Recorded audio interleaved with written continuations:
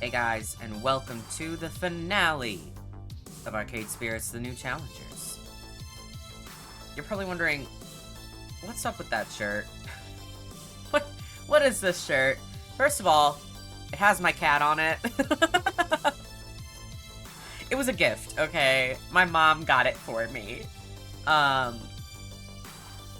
I don't wear it often, so I was like, fuck it, I'm gonna wear it in a video. Even though it's kind of sad from, like, here up, you can't see that my cat is on it, but she's here. She's there, in spirit, and also over there on my bed. So, let's do it. Let's complete the game. I'm interested to see where this goes, for sure. Final level. This is not about winning and losing. Maybe it never really was. This is about deciding who you are and what you believe in. It's about making a stand. I don't know if it's possible to win. We fought hard to reach the end of this road, but the final result is going to be tainted. Odds are we won't be granted the title of champion even if we do somehow win. But I don't care anymore. I will stand resolute against the ones who want me to fade away, Valkyrie, and my own self-loathing. Because even if I can't win, I will not lose.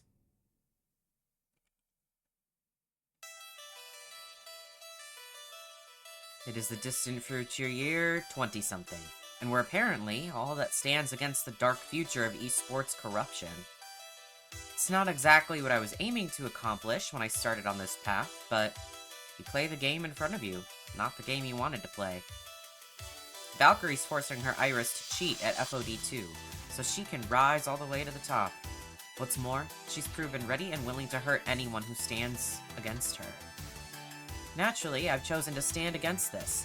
Not a smart move for my continued well-being, but if I care about wit and fair play, or even human decency, there's no other option. But we can't just call hacks on her. Nobody would believe us. We need evidence, and we need to sway the Pro Tour's organizers to hear that evidence. Not a task that Next Fiasco can accomplish alone. We're going to need leverage. But before I can arrange any sort of leverage, it seems I've got one last task on my list to take care of. Temptation.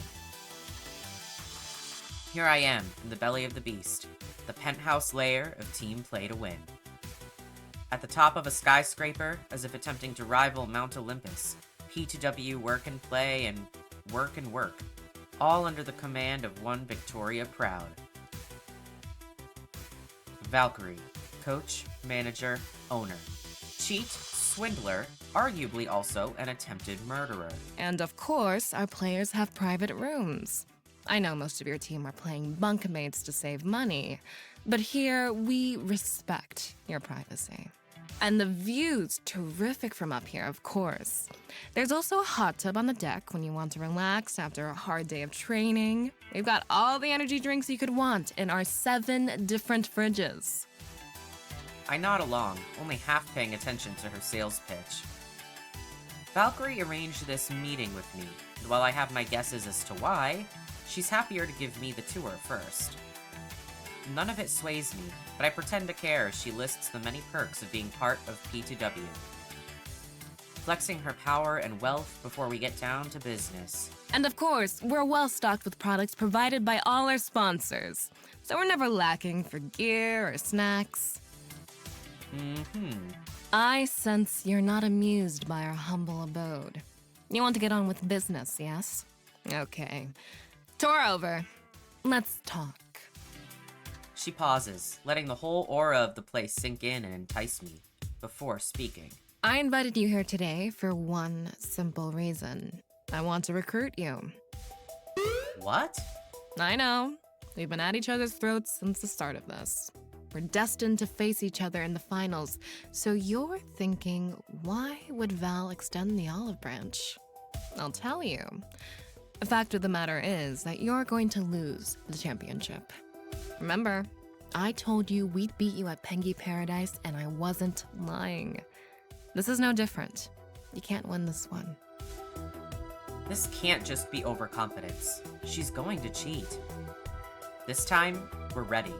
We are going to set the trap and bait her into it. When she cheats, we'll be ready. But why offer to hire me for her team if she knows she can stop us easily? May as well just ask. I don't get it. Why? Are you hoping I'll back out of the tournament? No, Play 2 Win needs to defeat your team in a fully sanctioned and official match. Until now, we've only beaten your team in unofficial show matches, and I want it on record. And once the dust settles from this, once your team is shown to be nothing but a squad of laundromat casuals, there's no reason you can't switch sides and join the real champions. See that ambition of yours through to the end. I'm sure you care about your friends, and that's noble. But you also know they aren't winners. Not like you. Pushing them to become a professional team was a mistake. It's time to realize that, and realize the only path to your glory lies with me. My vision?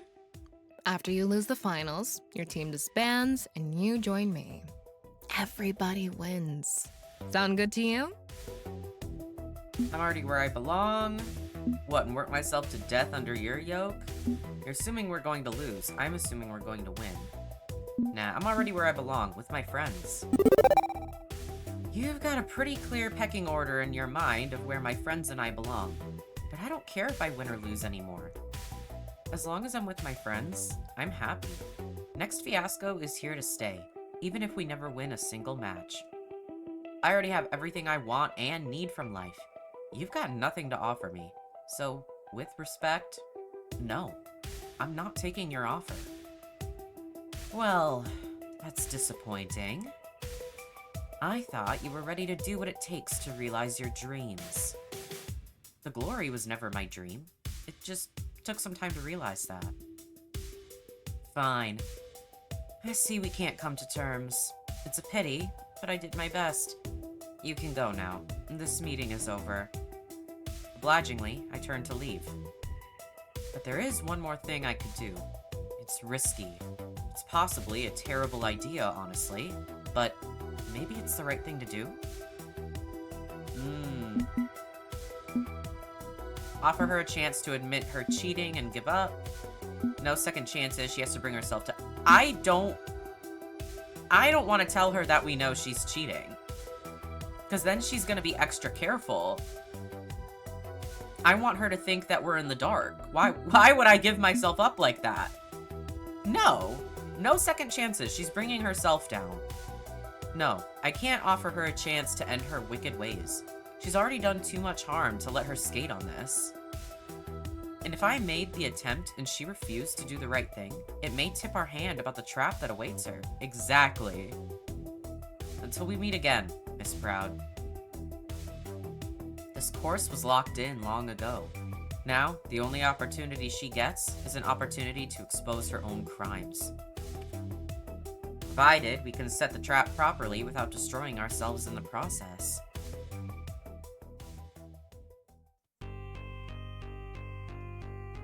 One trap, thoroughly baited. Except for one teensy-weensy problem. We don't actually have a trap yet. Just a pile of bait, waiting for a proper trap to be built around it. Magnus, you are super not great at metaphors. Hey, at least he's consistently bad at them. There's something to be said for consistency. However, I have a fine array of steel-jawed traps available for the choosing. That's why I've gathered the team today. I want us to select the means by which we shall enact justice upon Valkyrie. A bit concerning, that? Indeed, we must be thoughtful in matters of justice. In dealing with Coda, we were a bit thoughtless. We can do better. We need to make sure Valkyrie's crimes are exposed, but also do it in a way that's fair and efficient. Okay, so some of my proposals may not meet these standards, but hear me out. I want to lay everything on the table before we decide. I think we have 4 options here. I'm confident enough in my ability to make all 4 work, so it's just a question of which one we want to run with. The first candidate on offer is probably the most obvious one. Punchy78, lead reporter for Fight Shack. I've spoken to him before, and he seemed eager to support our team. Maybe it's just for the clicks on his articles about us, but does that really matter? Punchy's been following our rivalry with Team Play to Win closely and keeping the public informed, so involving him is a natural next step. It's simple enough. We tell Punchy78 everything we know about Valkyrie's crimes, offer juicy details for his website, get everything out there for the public to see. And in return, he uses his connections to get us before the pro team organizers so we can convince them to run Grace's anti-cheat detection software. We catch Valkyrie in the trap, expose her cheating, and Fight Shack's right there to get the word out far and wide. I see your point. I've worked with Fight Shack in the past. Punchy would be more than happy to help us out. He's a great guy. I anticipate failure. Except, he's also given Valkyrie just as much glowing praise. Her comeback story wouldn't have been possible without Fight Shack. Bad idea. Used to do freelance copy editing for websites before we turned pro. Trust me when I say the press can and will spin anything for more ad revenue and more clicks. And even if Punchy's totally in our corner, Valkyrie's adept at manipulating public image. She could easily slip out from under this. Okay, well, we have another option. If what we want is justice, there's a direct and simple appeal we can make. We call the cops on her, and they sort this mess out. On the night of the Coda incident, I spoke with an officer in charge of cybercrime, fraud, harassment, things like that, Detective Ji-Woo Cho. The cops are supposed to be the ones you call at times like these, and this is Domino's aunt. We can have some confidence we'll see justice done. Sure thing. Trust me, Auntie's on the level. She's one of the only people in my family who gives a single solitary fuck about me. Ji-Woo will make this work. No f***ing way. The cops? Seriously? No freaking way. We don't need the pigs in on this. Sorry, Dom, but auntie or no auntie, bacon always smells like bacon. No thanks. Zap's right. This would result in a much larger scale public scandal, putting us and the scene in a bad light. We have to think about the health of the esports community as a whole. Okay, so there's another option, although it's even riskier, I'll warn. I know this one's going to sound ridiculous, but you know me. You know I wouldn't lie to you about something this important. Back at Max, I was contracted by a mysterious woman in black from some unknown branch of the federal government. For reasons a bit too weird to get into, involving my brain nearly getting scrubbed by, a haunted arcade game. What? Bear with me. This agent said if I had any information about someone abusing the technology behind Iris, I should call her.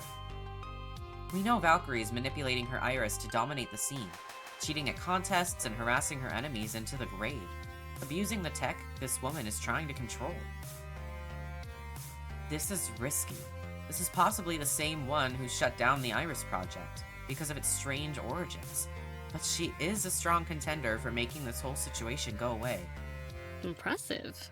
Something keenly appealing about Valkyrie vanishing into some CIA prison, assuming the supposed mystery woman is CIA or NSA or FBI or whatever. Trust you when you say you aren't making up this weirdness, and I'm in favor of a measured but risky play. I say why not? Why not? Because that's the woman who nearly murdered Iris. Magnus is right. She was involved in the shutdown. And now we want her to handle someone abusing an Iris? We can't risk it. She's the one who demanded Iris be killed. She's the one I've been scared of, the reason I haven't been involved in Iris's life. But this is a two birds, one stone situation. Thought this through. In return for offering up a criminal abusing Iris's technology, we can negotiate a peace treaty. Get her off of Iris's back. This could be good for both Next Fiasco and the Iris Collective. A long shot, an extreme long shot. I have my doubts with this, Magnus, and I believe you know why. I can do it. You turn me loose and you'll see what I can do. We play our cards right, we can secure justice for Valkyrie and justice for Iris. Also, sorry, my headphones. Squeezing my head at a weird angle. Think that might be better. which might be the most extreme one of the bunch. We have an in with the team that's running the Iris Collective. A gang of justice-minded hackers. Magnus? This is going to mean outing Loxley to the group, but maybe it's time. If we're going to have our best chance at righting these wrongs, it has to be done. This isn't the time for cloak and dagger. It's high time we put all our cards on the table, Loxley. Do you agree? Huh? I see. So be it. For the glory of Next Fiasco and for justice itself. I'm involved with a group called the Ghost Monsters. They are indeed the anonymous hacker group behind the Iris Collective. Isn't that? Yeah, that's the group. Yeah, maybe I was right in the last episode. Dekonami's, like, estranged daughter that we were involved with in the first game. That was the Ghost Monsters. So they're, like, a whole thing now. Okay. Loxley. My true purpose here was to watch over Grace, to ensure she remains safe and free from involvement in our crimes. The Irises tasked us with this, out of love for their creator. I offer my sincere apologies. I'm sorry, Grace. I'm sorry, everyone. My original reason for coming to Good Clean Fun was a subterfuge. Huh? What? What? That explains a few things. Notably, why you're so keen on spending time with Grace. Huh. I wasn't expecting to get involved in an international cloak and dagger affair, and yet, here we are. We trusted you. As friends, companions, and teammates. This was all a farce? On the contrary, I believe it to be real with all my heart. I hold fast to those I care for, and I consider you all my cherished friends. But, the honest truth of it is that my original purpose was dishonorable. If you wish me to depart this team, I will understand. I already knew. What? I knew. I knew all along that you were working with Iris. I am very smart, you know. That's wonderful. But I also knew you did it out of love. Love for Iris. And so I didn't say anything. That kept us all safe. And I didn't want you to feel like you'd failed in your mission. I apologize. I failed in more ways than I can count. There's nothing to apologize for. You are in a difficult position. And if I can forgive any supposed transgression, I hope the rest of Next Fiasco can too. Right? Okay, sure. Why not? I'm generally in favor of sneaky bastards fighting for the side of good. It's not like we aren't already knee-deep in weirdness, so hey, damage done. Move on. Can't say I'm thrilled, but it's Grace's call as the person most affected. I trust her judgment. You should too. Wait. What? I am 15 different flavors of confusion right now. Bottom line it for me, please. Are we going to jail? We should be in the clear, Zap. Even if one of our team is a cybercriminal with pirated software, we're hardly accomplices. But let's put that aside and focus on the original point. Loxley's allies, the ones running the Iris Collective, could help us? How? Ah, right. Let me continue. With Loxley's help, we can reach out to them and ask the Ghost Monsters to dig up solid evidence on Valkyrie's crimes, then leak it all to the internet. They can likely also help us get the anti-cheat software installed so we can detect Valkyrie's crimes live and direct. Honestly, this is the most powerful option we have on the table. It sinks us deeper and deeper into wild conspiracy, but it's a strong win. The court of public opinion will take over all the dirt that comes out, and we walk free with all the plausible deniability Rhapsody mentioned. Okay, this is too much. Can we dial it back from Hollywood thriller levels and just focus on getting Valkyrie slam dunked in public? Yeah, even if this would be a near instant win for us, we'd be better off not digging ourselves any deeper than we need to. So, those are the options we've got. We ask Punchy78 for help, working within esports to let Valkyrie be tried in the media. She may weasel out of it somehow, but it's clean and ethical. We call in Detective Cho to bring Valkyrie to justice, and clean up the gaming scene in the process through heavy-handed but legitimate channels. We take the gamble and get the woman in black to quietly handle this matter, and maybe even save Iris from this old enemy. Or, we turn to the anonymous hackers known as the Ghost Monsters to completely obliterate Valkyrie from orbit with digital evidence. I strongly believe that all of these options will work. I will make them work. So, don't be afraid of failure. But, given every single option has had people for and against, I'm not sure which one we should go with. All those in favor of dumping this decision wholly on the head of our coach/manager/cat wrangler so we don't have to deal with this nonsense ourselves? Yeah, okay. Plus that way, if someone goes to jail, it's not me. I trust Magnus's decisions. A great team manager and a good friend. I'm sure his choice will work out fine, right? I have concerns, but loyalty means faith and trust. I will trust in you and put faith in your strategy. Me, I'm thinking this is one reason why we pay you the big bucks, so you can deal with crap like this. You don't pay me anything. Point is, you should go with what your heart tells you, okay? Okay. Thank you, everyone. I'm certain I can make any of these options work. I wouldn't have brought them up as options if I wasn't sure of that. With that in mind, the ally we're going to choose will be...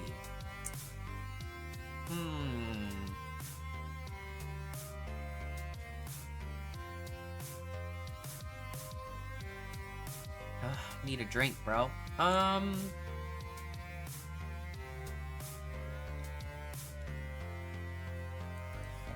honestly a little bit tied between using Punchy 78 or the Ghost Monsters.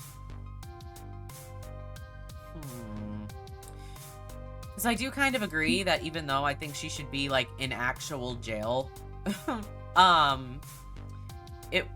in the context of, like, the game world, it really would affect, like, the esports community, and it might reflect pretty badly, since it would kind of go in more, like, mainstream media rather than staying in the esports community. Woman in Black really... that whole storyline or whatever just doesn't really appeal to me, so... what can I say about that one? The Ghost Monsters one, I think, sounds the funnest. But it's still a little nerve-wracking. Because it's, like, the most risky option. And I don't like the fact that they're saying that if we go with Punchy 78, she might weasel out of it. That feels telling. Like, that feels like if I choose that option, sure, it'll work, but she won't really get true justice. Before I make a decision, though, I fear that I need to put a hat on, because for some reason, some days when I have headphones on, without, like, a buffer between the headphones and my head, it's totally fine. Like, yesterday, my headphones were not an issue when I was filming. Today, it's, like, making me lightheaded. So I need to put on a hat to not have this happen. Okay, I'm back. We have a beanie on to buffer between the headphones and my head. Already feels better. I took some ibuprofen too, just in case. Because sometimes when that feeling starts, it'll give me a headache down the line. And I was like, I'm just gonna take some ibuprofen ahead of time to just hopefully save myself from that. Fingers crossed. But, yeah, so I did all that, and we're back, and I had some time to think.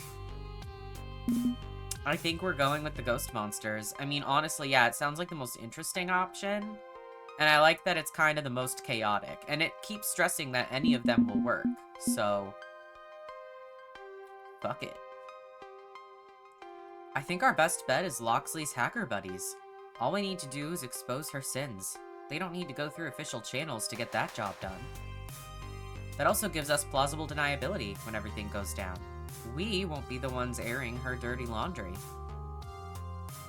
A fine line to walk, and I'd like to repeat the mistakes of shaming Coda. We air true sins and true sins alone, not simply grievances that grant us advantage. I'll need to make some arrangements. My allies won't reach out to you directly. I can play man in the middle. Okay, We'll take care of this together. No need to involve anyone else on the team. I could help. Iris is my creation, and they're protecting her. Wouldn't suggest it. If this doesn't end as cleanly as intended, I'd rather you not get caught up in our mistakes. I suppose I shouldn't risk involving myself. Not after Loxley went to such lengths to keep me safe from all this. But be careful, please. I don't want either of you getting hurt. We'll be careful, promise. I shall make some calls. This won't take but a moment. Maybe I should have gone with a safer option. Worked with the cops, talked to the press, but Valkyrie would have slipped out from under us if we tried to play this safe. I want to put this to bed. Show the world what she is, and let the chips fall where they may.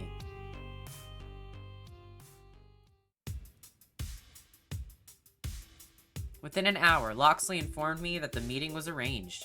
A clandestine gathering behind good, clean fun. No way his allies would expose their actual location to me, nor did I really want to know where Iris's servers were housed. The less I knew, the better. So, they're called the Ghost Monsters? Really? Like the Pac-Man ghosts? You merely adopted the arcade, Magnus. We were born in it, molded by it. Just seems a bit of a silly name for an internationally wanted hacker gang running rogue servers housing dangerously powerful AI. A silly name can be disarming, yes? Hiding one's true strength behind a playful exterior. A technique sadly adopted by many who crave injustice, but I assure you that we are on the side of good. Well, more like chaotic good. Uh-huh. And whom are we meeting with? Me. It is Sue! I totally forgot her name, but now that I see it, I'm like, You're meeting with me. Hell yeah, look at her glow up. This look is so good. A young woman, probably a few years younger than me, slips out of the shadows of the alley. Could have been standing here the whole time for all I know. So, this is your team's cat herder? Indeed. Huh. Expected you to be taller. Name's Sue. Hacker extraordinaire and leader of the Ghost Monsters. The ones Loxley called friends long before he called you his friends. Pleased to meet you. So, Loxley says you want our help. We've got 15 minutes before the traffic cams in the area reboot and I need to scram, so get on with it. I'm a semi-public figure, so I hope you appreciate me popping my head up to chat with you like this. Normally I don't go this far for a stranger. Semi-public? Wait, Sue. You're Sue Nami? Daughter of that weirdo who used to run the palace? One and only. Daddy dearest used to gaslight me into being his thug for hire. Those days are long gone, and so is he. I've got a higher calling now. I keep Iris safe. Call it a long chain of favors stemming back to the bad old days. And every minute I spend out here puts Iris at risk. Say what you came to say, so I can laugh in your face and go home for a nice bowl of cereal and some cartoons. Okay, so not starting on the best foot. Loxley's leaving this in my hands. He's already pleaded our case to the best of his ability. Now it's up to me to take it the rest of the way. Someone's abusing an Iris, manipulating her into doing terrible things. Team play to win is cheating, and they're getting rid of anyone who threatens them. I would say, since she's so focused on Iris, she's like, it's a higher calling, like, this is what I'm doing. I would say this first one. Keeping Iris safe is noble, and that's why you need to help me. Victoria Proud of Team Play to Win is abusing Iris, making her commit crimes. Not just cheating at esports, that's almost trivial. She also made Iris erase someone's medical records to keep them from the mental health medication they needed. If we let this go on, if we don't step in to put an end to it, it might embolden Valkyrie to do worse, knowing she can get away with anything. Yeah, Loxley told me all about your little esports spat. It's almost adorable you think it matters. Honestly, not thrilled Loxley's putting himself in the spotlight by being on your team. You told me I could support my friends and their dreams. Are you now saying I am to play favorites? Damn it. I'm trying to be a good leader and a good friend here, Loxley. You sure don't make it easy. But let's put our issues aside. It's the second part that worries me. The that she's making her iris hurt people. Sue ponders the implications of that for a moment. Fortunately, she comes up smiling, nodding an affirmative at my reasoning. Fortunately for you, the Iris Collective agrees that something needs to be done, and they're cool with me helping you out. We'll dig hard into Valkyrie's past, pull out every single dirty secret she's hidden away from the public eye, package it up nice and neat, blast it wide after she's caught in the act. But the real prize for us is saving a vulnerable Iris from her influence. We can't determine which Iris is the one Valkyrie's gaslighting and treating like crap, since they're all individually encrypted. So while we're dealing with your schoolyard bully, we'll also be trying to trace the individual Iris. Get her the help she needs after all the smoke clears. You utterly bury your rival's reputation, we keep the collective from being harmed, everybody wins. Hey man, sounds good to me. Really? Great. Not so fast. There's a price tag for the service. Is it like a favor or something? Sue, I know we discussed this before, but are you certain that... Absolutely certain. Thing is, friend, thanks to loose lips on Loxley here, you know way more about our operation than you're supposed to. Not all of it, but enough to be dangerous. I don't like half measures. I like things simple and clean. When you walk away. God damn it. Kingdom Hearts wormed its way into my brain last year. Don't mind me. So, if you want the ghost monsters in your corner for this, you join the ghost monsters. What? You become one of us, working for the good of the Iris Collective just like Loxley. You'll have freedom to run your silly little gamer cloud any way you want.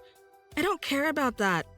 But now and then, we may call on you to do a service for Iris.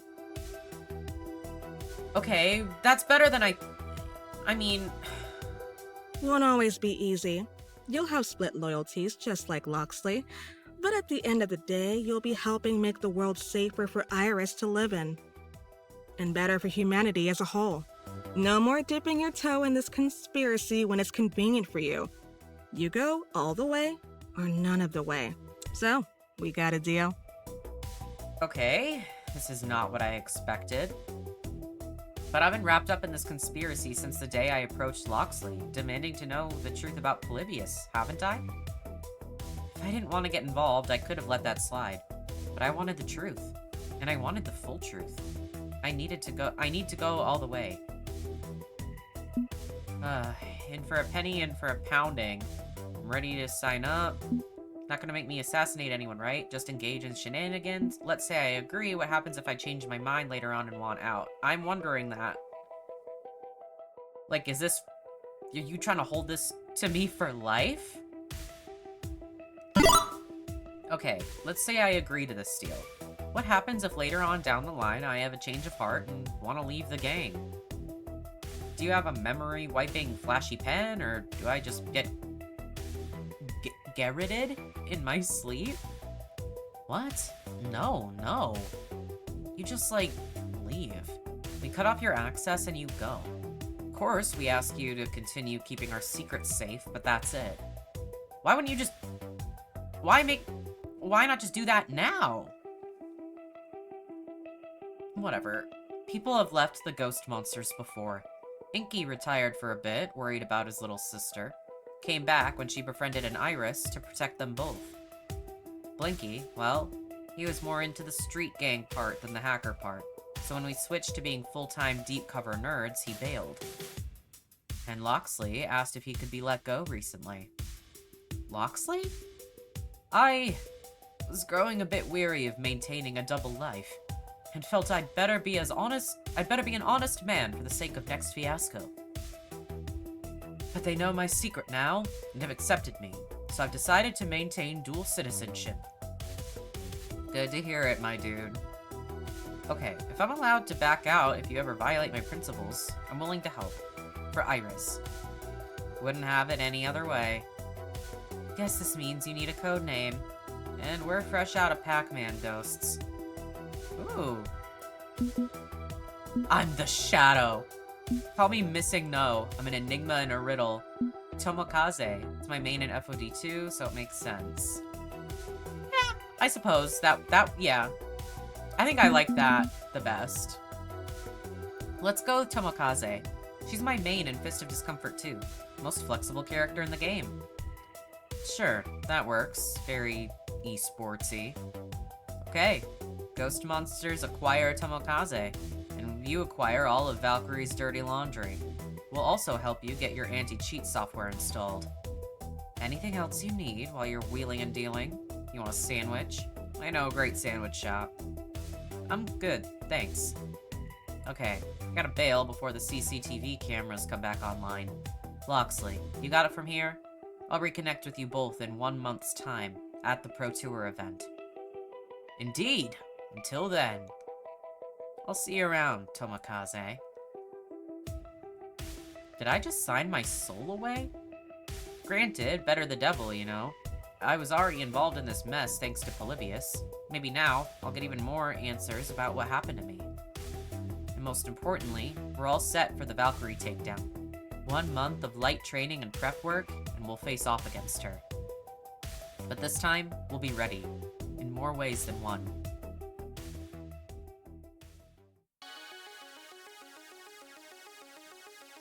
Haha, Umai! I love that it's called Umai. That's so fun. Just reminds me of Rengoku. No! People who aren't Demon Slayer fans, if you watch this, don't look up Rengoku. Don't do it. 1 month come and gone in the blink of an eye. We did some training on a lighter schedule, played a bunch of different games, had a few group outings to keep team morale up. I was hoping to find time to talk to Moon Jelly about everything that's happened, but communication between rival esports houses proved especially difficult. Iris can't even get through. Hopefully I'll run into him here at the event and we can figure us out. Just another wrong thing to make right today. And, well, here we are. The Fist of Discomfort 2 Pro Tour Finals. The Jerry Lawson Memorial Esports Stadium. Smaller than traditional ball-focused sports, but just as hot an atmosphere as any superb owl could manage. The atrium's packed with industry booths and indies, showing off gamer swag or brand new competitive titles. A fine playground for fans and players to enjoy between matches. We made it, gang. The big time. The main event. The ultimate arcade destination. And the first major Pro Tour, too. History in the making. It feels like every year the scene manages to grow exponentially. Could go my whole life without being locked in a building with thousands of sweaty, unshowered gamers. And yet, there's something wholly invigorating about inhaling the deep musk of an excited crowd. Ah, yes, gamer musk. Bottle and sell some. See where that gets you. Oh, Michelle's got a Magical Moon Cuties 2 booth? I need to play that. Okay, so there's a lot of cool stuff going on, but don't forget the real reason we're here. To get utterly wrecked by Valkyrie in front of an audience of thousands, right? Not how I'd put it, but yes. Not gonna lie, things will get weird when it's time to hit the stage. This won't be a normal fight, and the aftermath could put a harsh spotlight on whomever's standing there. I need to be there to confront Valkyrie, but I won't force any of you to join me at the center of this storm. I'd rather have a volunteer. Who wants to be there with me when it goes down? Normally, I just pick whom I want to partner with, but in this case, I think it's best for them to decide for themselves. Fortunately, it seems I won't stand alone.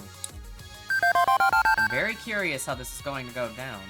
I like being front and center with when everything collapses in a flaming disaster, so why not?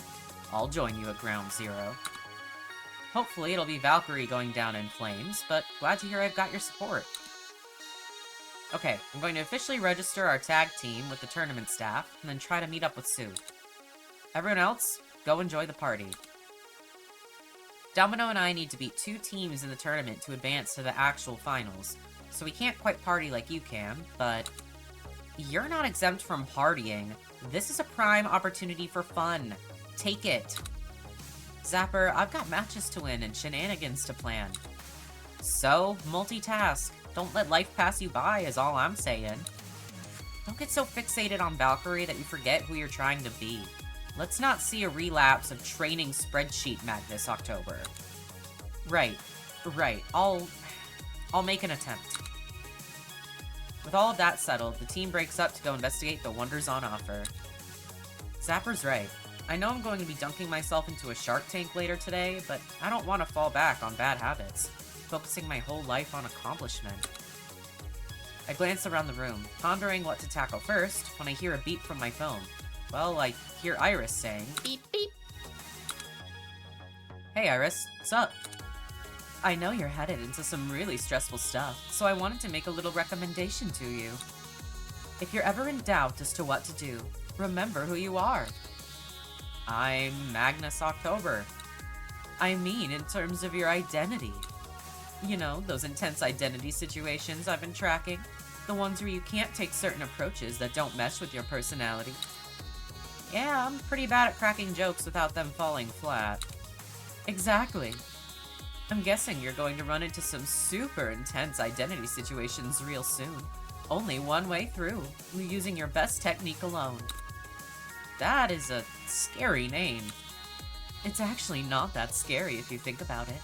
It means you have a strong, well-developed go-to solution, so use it. And for me, that'd be, according to my calculations, your best bet for how to deal with Valkyries to be Neat. kindly. Empathy is your thing, and maybe Valkyrie's cold heart will crack under your warmth. Honestly, it'd be nice if this ends peacefully, if she realizes the error of her ways. I don't know how realistic that is. We'll see. But let's say that, in theory, I wanted to take a different approach when everything hits the fan tonight. What do I do? Well, you have all day to chat with people before you'll really need to dive into your personal playbook. There's time to learn new approaches. I know that in the end, you'll make the right decisions, and next fiasco won't be completely destroyed by your own folly. Yes, that. Let's avoid that. Iris offline. Right, stop fixating on Valkyrie. Don't let her become your new self-destructive obsession. Take in the entirety of the Pro Tour finals and enjoy it all. Let's see, where to first? Is Moonjelly here?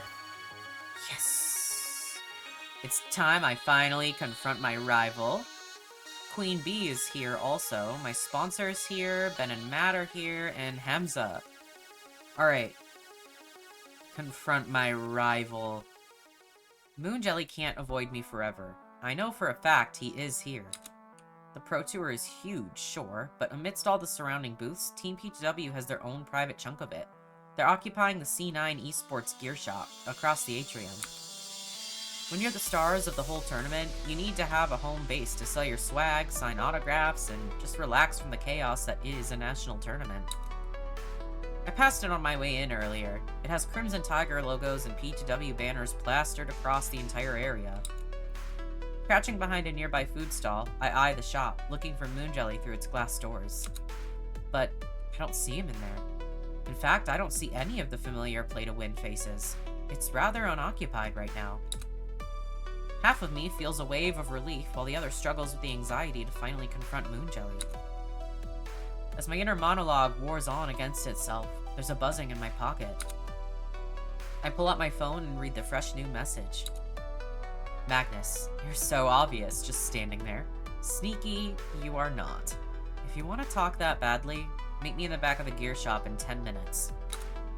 Make sure no one sees you. Why do you have to leave it on a sticking out tongue emoji? Now he's left me wanting with a single smiley. Thought I'd gotten over him, especially with how he left things between us. But this has made me fall right back in. Even though I want to see him, I'm still partially hesitant. Should I jump back into this salacious chaos? Or should I walk away? I'm not ignoring him. I've come this far, and I'm not leaving without talking to Moonjelly.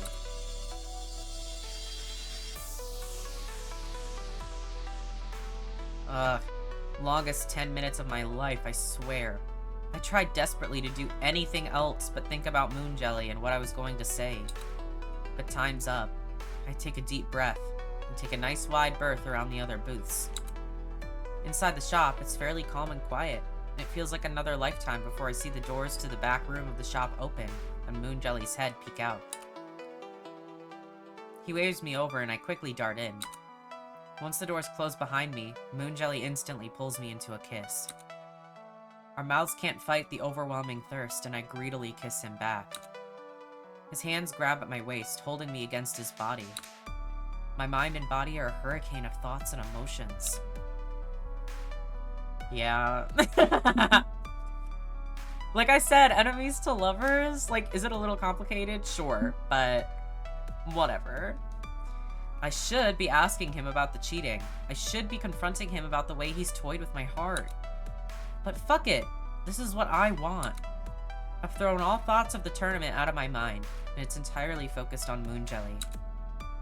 Grasping at his back, my lips trail along his neck down his collarbone. Our bodies clumsily bump into the wall, some chairs, and a table, spilling fancy drinks and knocking a charcuterie plate to the ground as we desperately claw at each other. Eventually, we fumble our way over to a plush couch. I'm too busy trying to remove Moonjelly's clothes to fully take in the details of the room when we're in, and frankly, I don't care. He pulls back from our embrace, looking hungrily into my eyes. He bites his lower lip in a way that makes my body shiver. You know, these walls are paper thin. You're going to have to be very quiet so no one hears you. Oh!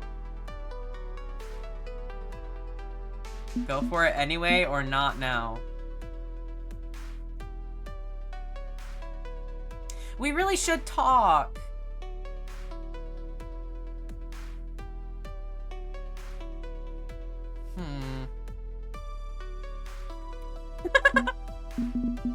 I'm saving. Just in case. Because I'm like, I really do think we should talk. Not now. There are other things we should be doing that aren't each other. Because I don't know if this means we're going to talk or if I'm leaving. So that's why I wanted to save. Even though this has been a nice reunion so far, a very nice reunion, there are other things we should be doing than getting lost in each other's bodies.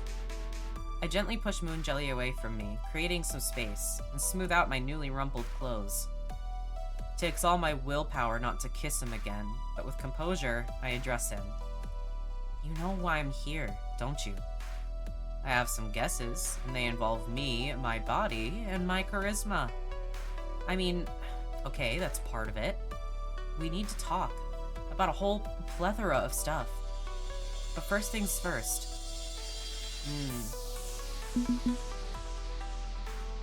We have to stop Valkyrie. Why did you break my heart? What are you trying to accomplish?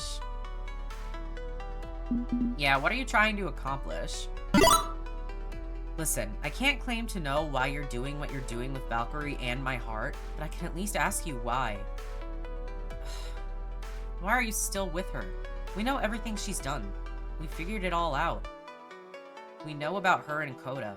We know about her Iris, that you're being manipulated by her. And that she's cheating, and she's going to cheat again today. She's not cheating. Moonjelly's eyes shift away from mine. Why are you lying to me about this? I thought after what we shared, you could at least be honest with me. I'm not lying. Yes, you are. You know damn well that she's cheating. He's the one doing it for her. So she doesn't get in trouble.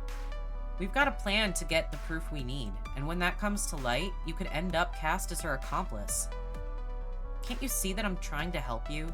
I could have let her fall without even warning you, but after all we've been through, I couldn't. An awkward silence fills the room. It'll be over soon, and you don't have to protect her. I'm not protecting her. I'm protecting you. Moonjelly lets out a sigh, completely crestfallen. I can't help but respond with a sigh of my own. You want the truth, eh? The truth is that I love you. Moonjelly. Moonjelly leans in, taking my hands in his. Our lips meet, and I feel this is the most honest he's been with me. But as quickly as we engage, he ends the kiss. I've hurt you too much. Us being together can't work. I'd just continue to hurt you. I'll glue us together if I have to. No, it can work. I have a plan. You don't really believe that, do you? Yeah, I like that option. I know you're saying you'll hurt me more, but I don't think you actually believe it. Do you? I need you to trust me and Next Fiasco. We've got a plan, and it will work. We can make us work, I promise. Listen to your heart, please. I gently place my hand on his chest. I can't. He turns away from me. You'll see after the tournament. What the fuck does that mean? Why can't you just explain it to me now? In a huff, Moonjelly stands up from the couch, our hands breaking apart. It means this conversation is over. You need to go. Now. His words taste bitter in my mouth as I frown at him. He stands there, refusing to look at me. The room fills with an uncomfortable quiet for a few moments before I realize this is going nowhere. Reluctantly, I get up from the couch, one last pleading look on my face, before I leave him to his own mess. Attention please! Next fiasco to stage B for your first match. Right. We still need to beat 2 teams before we reach Valkyrie. And if we don't, well, all of this was for nothing. I text Domino to arrange the meetup prior to the match, and our first opponent is a complete pushover. I honestly feel kind of bad. This was another mostly amateur team that got some lucky wins and qualified for the finals, and we ran a clinic on them. We chat a bit, exchange some tips, I offer encouragement. No sense in demoralizing the newbies. Back to exploring the Pro Tour Carnival. Okay, who do I talk to next? Is that how that was supposed to go? I'm really nervous that I fucked up the romance. I don't know if I really do just have to wait till more of the end of the game, because he said you'll see after the tournament. But I also don't, like, I don't know if this is how it's supposed to be going. I'm a little nervous. I don't really know for sure. Yeah, I'm just really nervous, but I mean, I kind of followed the guy. It didn't say anything after, like, kind of once you've locked it in at, like, the Pengy World scene from before. It really didn't have anything after that, so I think it's okay. I think this is just the way it's supposed to go. Ay. Let's talk to my sponsor, aka me from the last game. Oh hey, our sponsor has a booth here. A small pop-up arcade promoting arcade spirits. Oh hey, good to see my favorite cousin as usual. How's it going? It's going. Big fight later I need to prepare for. On track to face play to win in the finals, right? Everybody's a buzz. Looking forward to seeing next Fiasco representing my arcade later. Yeah, we're gonna lose.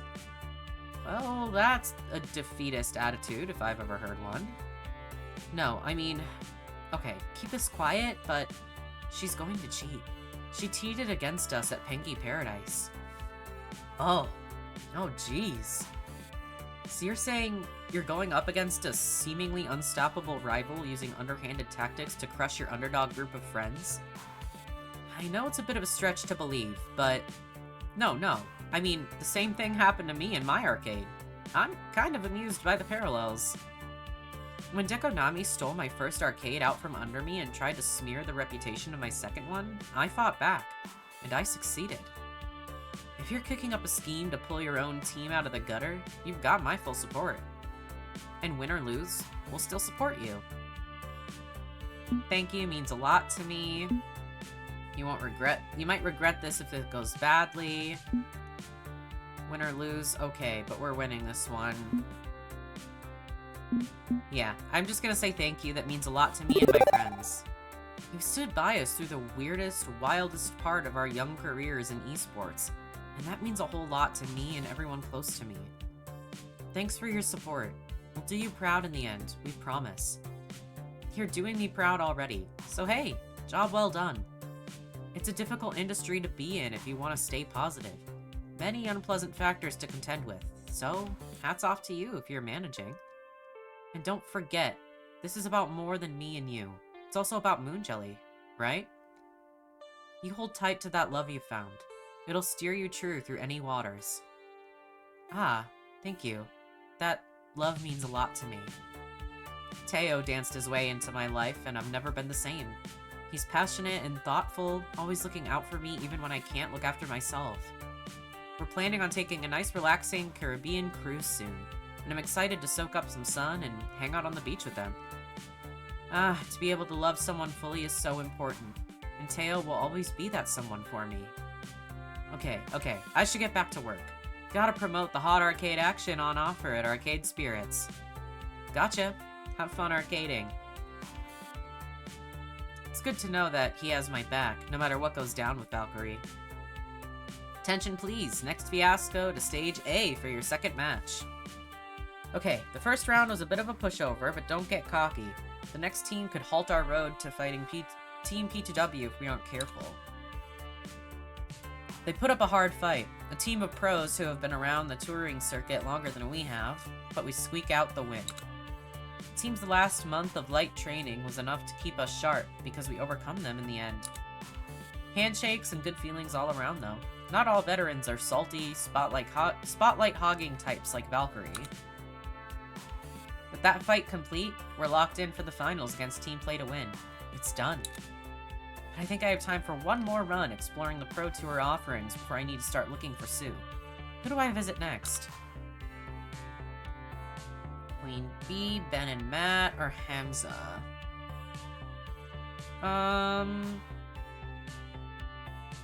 I say Queen B. We've only really talked to her once in the whole game, so it's giving me another opportunity to. Loitering around a booth showing off some new competitive party brawler, I spot Queen B of the Four Heavenly Kings. But isn't she supposed to be in the tournament? She's on the other side of the bracket, so we haven't directly clashed yet, but I was figuring it'd be inevitable. Goddamn. QB? What up? We're out of the fucking tournament, that's what's fucking up. My partner, the demon, was flying in from Japan, but his flight got cancelled at the last minute due to some fucking computer error. He managed to get another flight, but it's not going to arrive for hours. So they disqualified us. We've been kicked out of the Pro Tour. Can you believe this shit? A computer error? Some air traffic control thing. I don't have the details, but apparently the whole airport got slapped with a cyber attack that fucked things up. That's suspicious. That's weird. That seems way too coincidental. I may know who did that. Upon hearing that I might hold the answer, Queen B rushes up to me, fire behind her eyes. She puts a firm hand on my shoulder. You what? Who's the asshole who did this to me? You're standing in the way of Victoria Proud and Team Play to win. So, she made her Iris hack his flight. Wait, her? You think Valkyrie did this? It stands to reason, right? You're an obstacle, a threat to her triumphant return in esports. And she did the same to us. Remember the Panky Paradise debacle? Turns out, she hacked the game to ensure a flawless victory against us. But that doesn't track. You haven't been deep in the scene as long as I have, champ. I know Valkyrie. I fought against her numerous times in FOD tournaments. At EVO, we were playing and one of my joystick buttons died on me for a few seconds, making me drop a full combo. I reported it, and they thought I was just being salty. But Valkyrie believed me, and she insisted the judges throw out her win and restart the match. What? Seriously? Seriously, she didn't want a tainted victory. Wait, but Punchy78 told me about how she went out of her way to ruin her rival's career. That guy? Oh yeah, he was an asshole. No pity for him. Sure, she can carry a grudge 1,000 miles, and after what he did, I would too. Don't think you have the whole story on that one. But cheating? That's not like her. That's not Valkyrie. Don't get me wrong, Valkyrie can be an incredible hard ass who shows zero mercy. But she's not as nice or approachable as I am. And admittedly, she's made some errors in her career, which has bred toxicity within the community. But stooping to cybercrime just to knock me out of the tournament? I don't know. That's just not Valkyrie. People change over the years. Maybe she's gotten worse. The facts are the facts. I'm not sure there's another explanation. Maybe she likes you, but she loathes me. This is gonna look real bad if she's innocent. Yeah. Oh, geez. I've set up this gigantic sting operation to prove she's an esports tyrant and everything. If she's innocent, I'm gonna be jumping on a grenade, aren't I? But I don't get it. We got hacked. We've got proof. I'm not saying you're wrong. For all I know, Valkyrie could have become bitter and jaded since we last fought. If you got some way of exposing her, do it. This community doesn't stand for people like that. It's gotta be true. Everything's pointing to her being a complete menace. Then make it happen, champ. You're no quitter in the face of injustice. Queen Bee pauses for a moment in contemplation. Things are constantly changing, you know? We pioneers laid the path, but we laid it to allow newer players to come into the FOD scene. I've been thinking this for a while, but it's becoming clearer and clearer that I feel like it's setting it up so my rival is the one doing all of this. Which, quite frankly, if that is what ends up happening, I really won't like that. Like, I really won't like that. Like, because my question would be, why, man?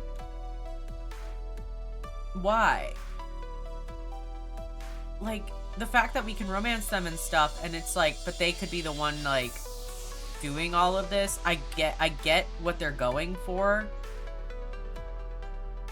But I just don't like it, man. It's hard for the ones who have been here since the beginning to fade away into the background.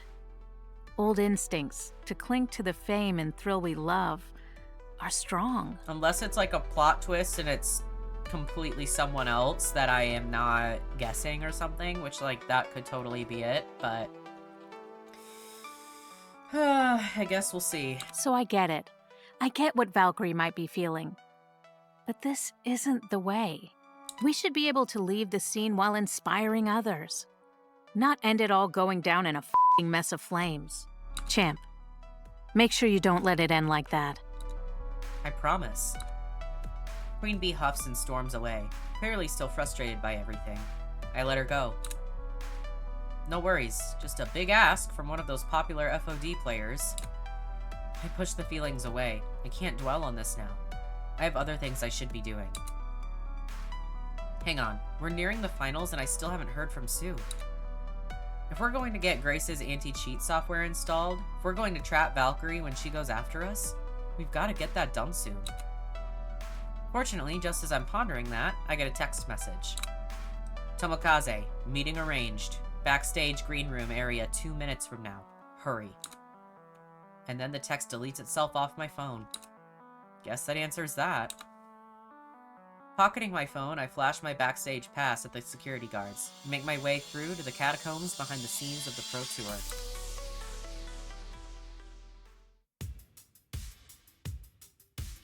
Backstage is a hustle of frantic activity as tournament crew rush to prepare the stage for the final showdown happening in a little under an hour.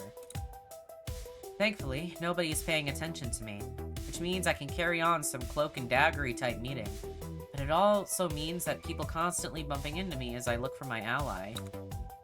Cutting it kinda close here with the timing, but at least we've still got a chance, especially with Sue in my corner. Sue, hey, thanks for coming out to help. Are we all ready to go? Software installed? Yeah, running into a few problems there.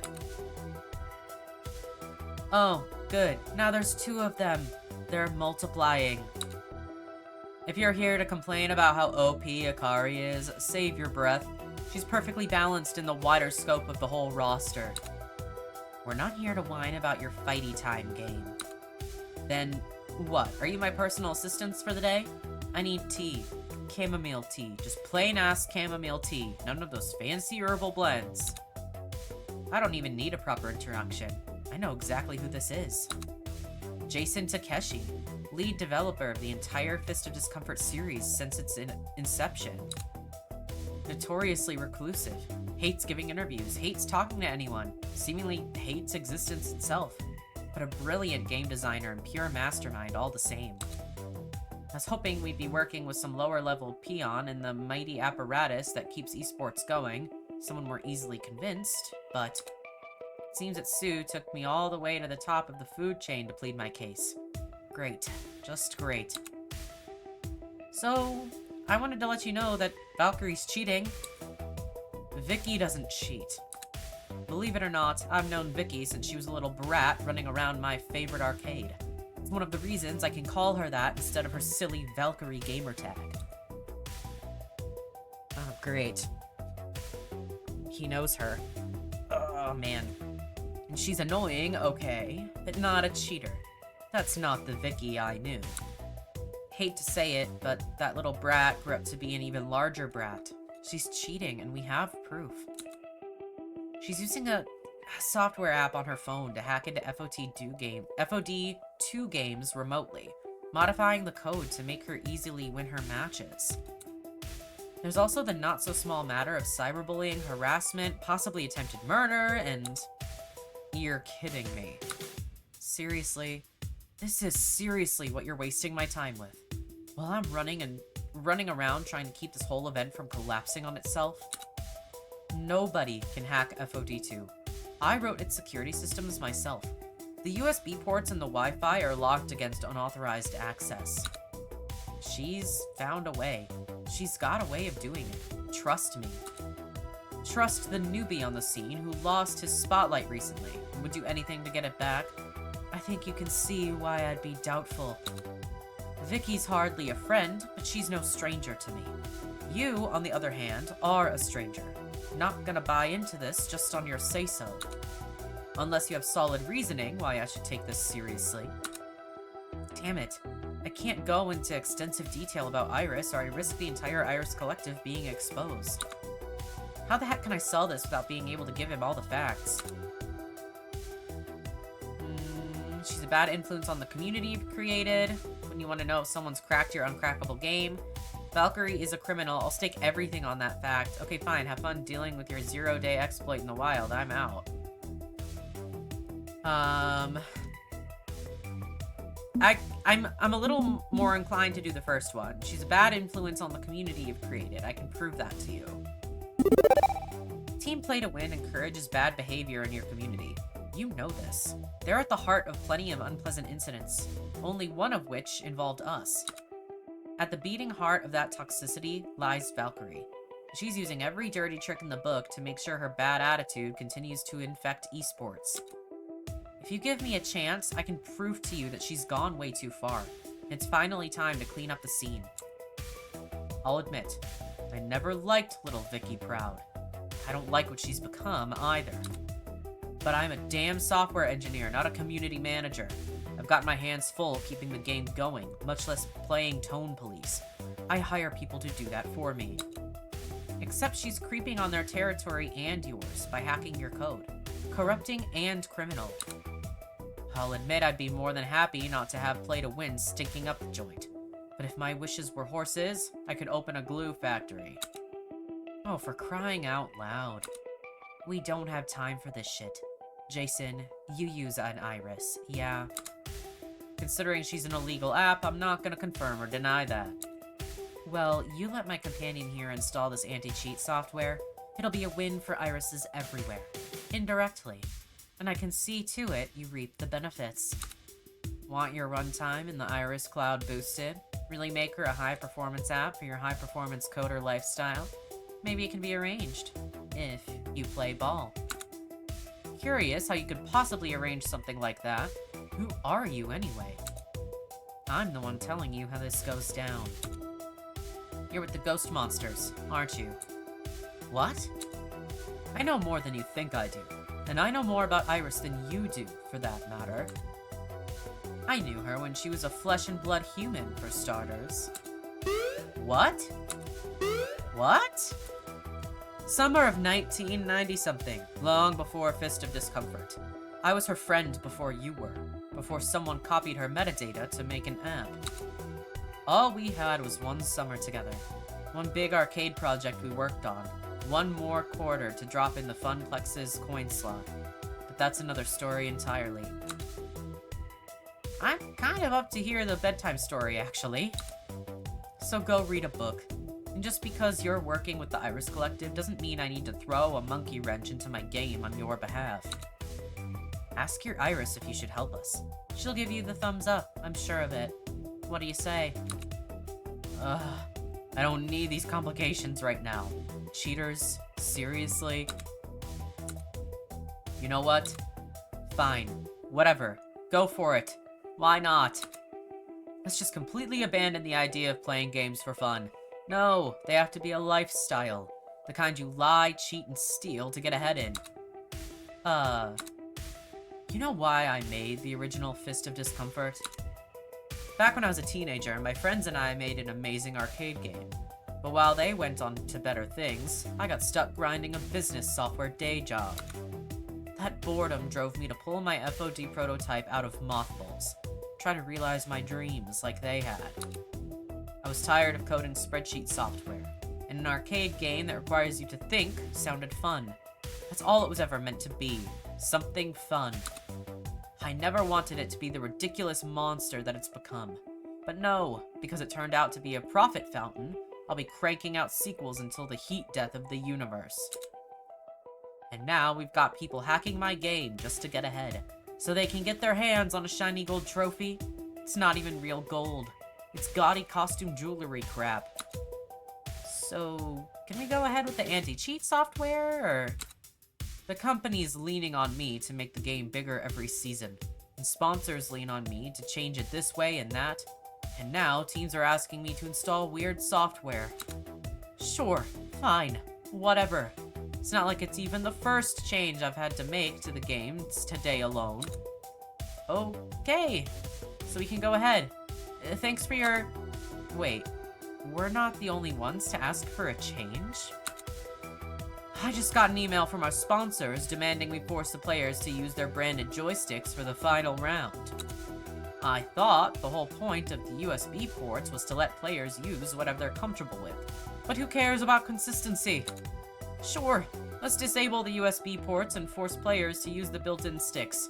Let's make that decision on the literal day of the finals. Why not? Whoa, whoa, whoa. We have to use the default joysticks? I can't use my usual keyboard? Not good for the brand, they said. Gotta consider the wishes of the sponsor, they said. Fine. No USB for anyone. And now we're putting weird anti-cheat software on it. Fine. I'm just the frickin' lead designer. What do I matter? At least this doesn't screw over Domino, who already knows how to play on default sticks. But me? I'm boned. I only know how to play on a keyboard. It wouldn't surprise me in the least if the sponsor request he's ranting about was spoofed by Valkyrie just to mess with me. But I'm not going into this match expecting to win. The plan is to lose, and catch her cheating. The plan doesn't change. Fine, fine. As long as we can install the software. I'm going to review your code, obviously. Make sure it's not like anti-cheat software. But if it's legit, and Vicky is cheating, well, there'll be consequences. Assuming anyone listens to me, which they usually do not, as I've pointed out, repeatedly. Right. Thanks for your time. You'll see the truth once the match is underway. Whatever. I guess we won? But wait, Iris was human once? What the heck was that about? There is a lot we don't know about Iris, and a lot she doesn't know about herself. Maybe he was blowing smoke up our asses. Maybe he wasn't. Okay, let's refocus. We get the anti-cheat installed, trip up Valkyrie, and she gets egg on her face in public. And you release all those nasty little secrets you dug up about her, right?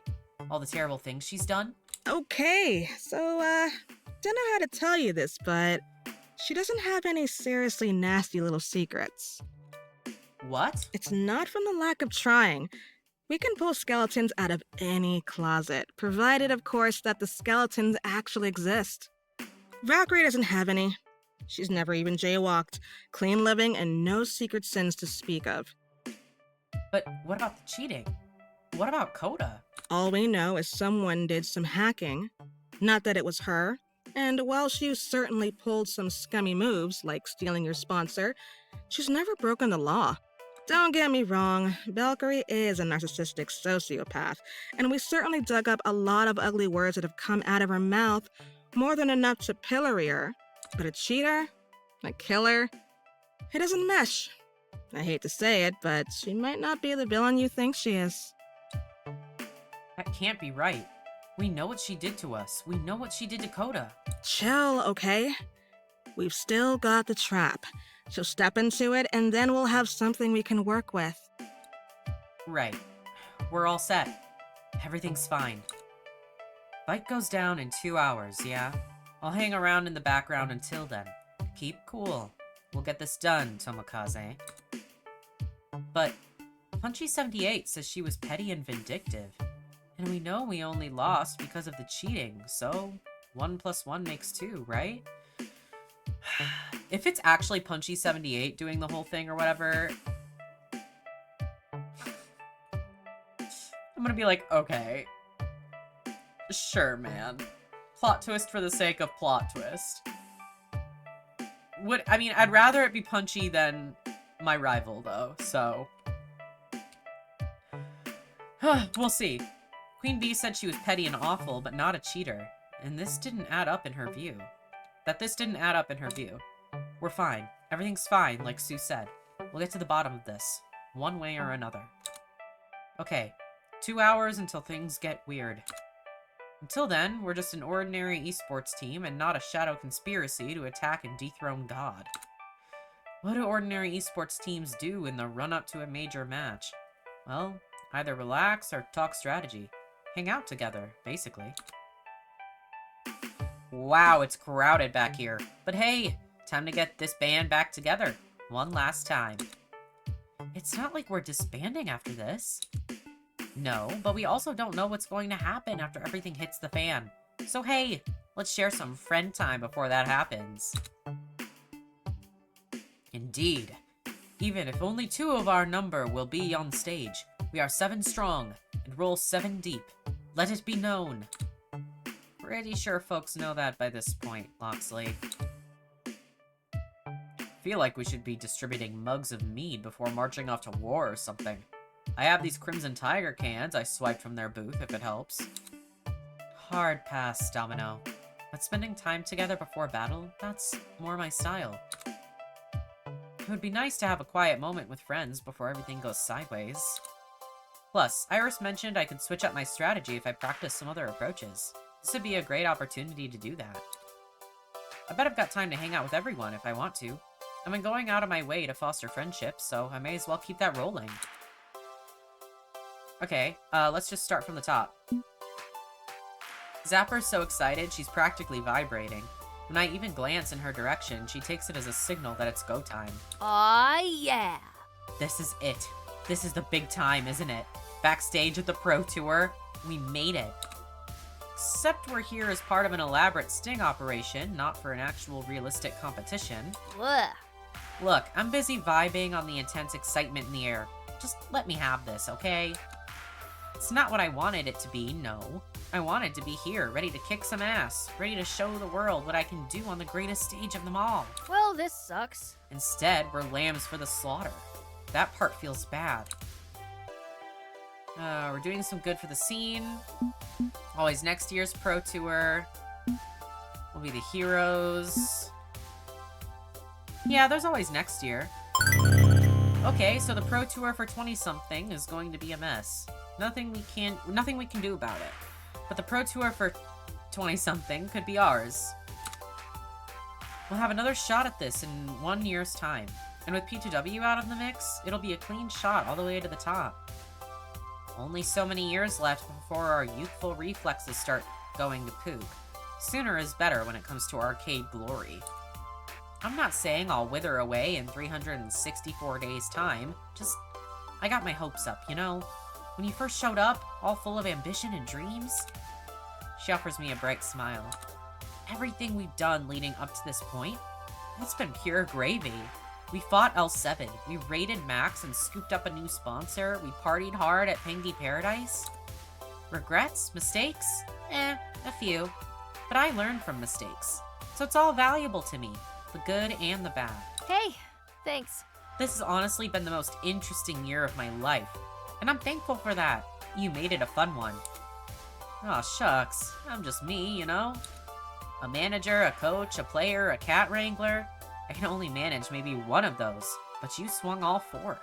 No way in hell we'd have made it without you.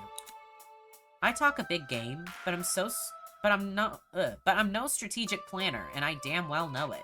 I couldn't have made these moves you did.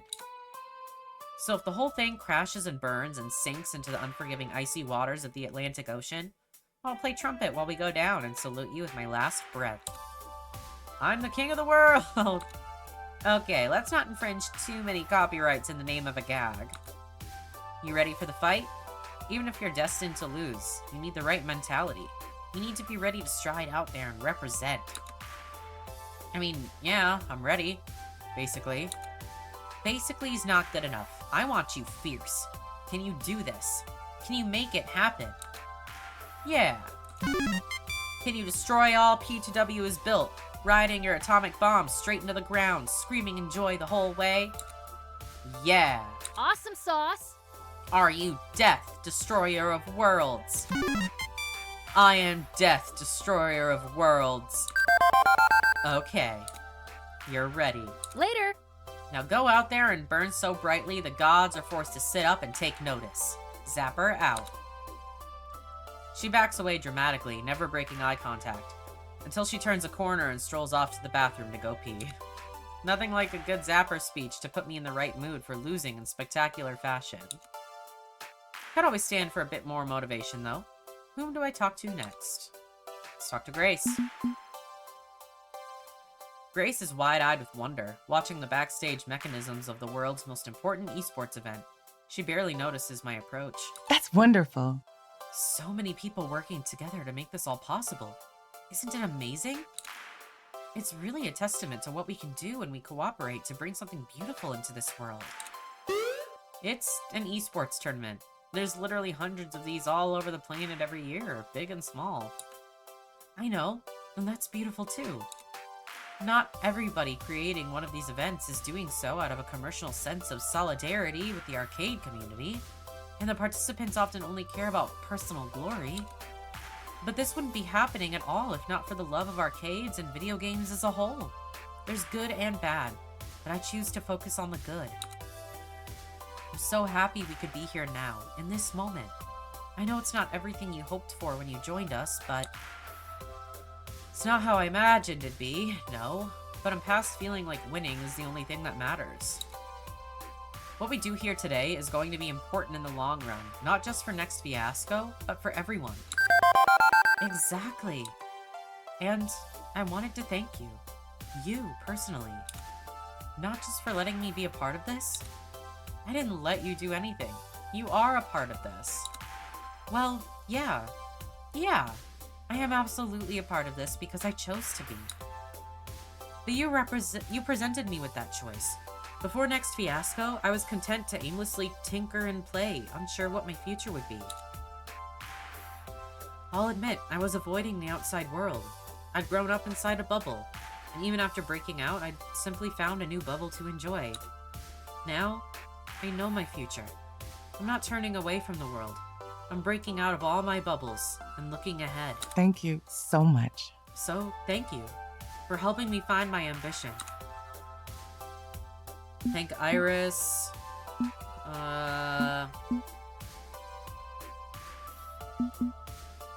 Yeah, I like the world will benefit from your presence in it, Grace. If anyone should be thanking anyone, it's the world thanking you for stepping out of that bubble. Because the world could really, really use a Grace Cooper in it. You're a genius. I don't use that word lightly. You are a genius, and we'll all benefit from your kindness and intellect. Aw, you're making me blush. Thanks so much. I have an optimistic view for humanity.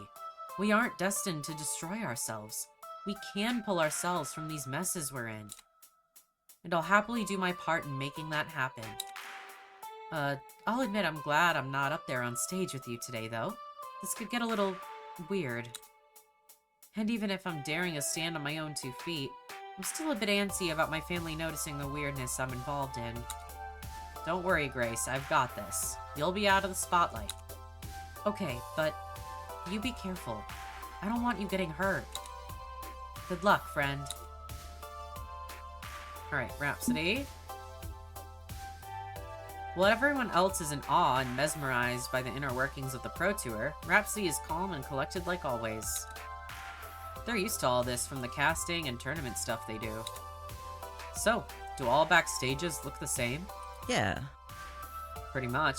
This one does have more quiet spots to chill, which I appreciate. The mind games you play with yourself before a championship match are taxing. Championship match. And having a zen place to focus your thoughts is 100% needed. The pressure can be overwhelming. But hopefully it's not affecting you. So far so good? It's stressful for sure, but I'm trying to concentrate on other things right now. Sounds good to me. That's good. Take your mind off all of it. As for myself, I'm actively trying to ward off all negative thoughts. I feel like I'd be much more comfortable if I were in the casting box for this.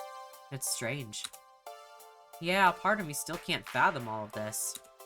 But, Rhapsody, this is your dream though, right? It is. I put so much passion, so much energy, so much work to get to this very moment. And now that I'm here, I'm not sure how I'm supposed to feel.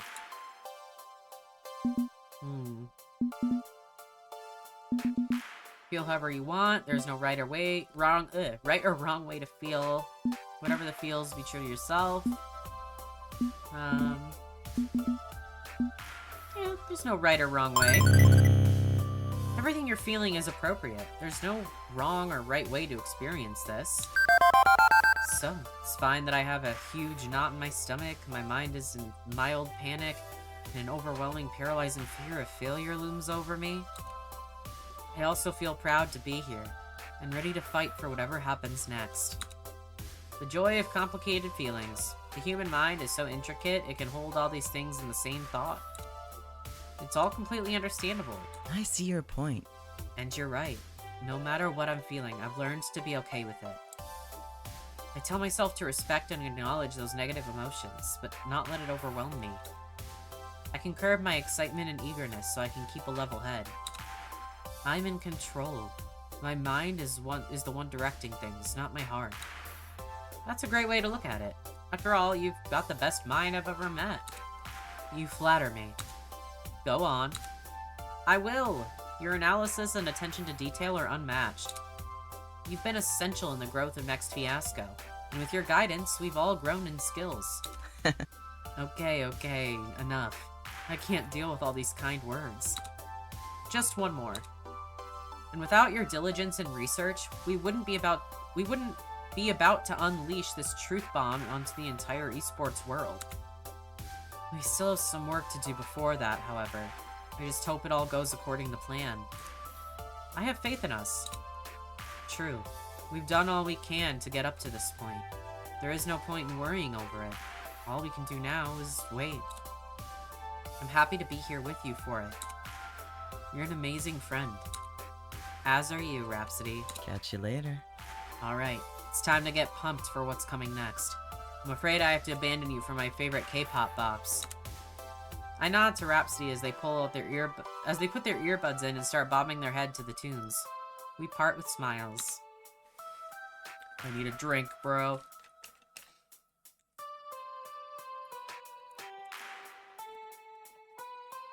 Ugh.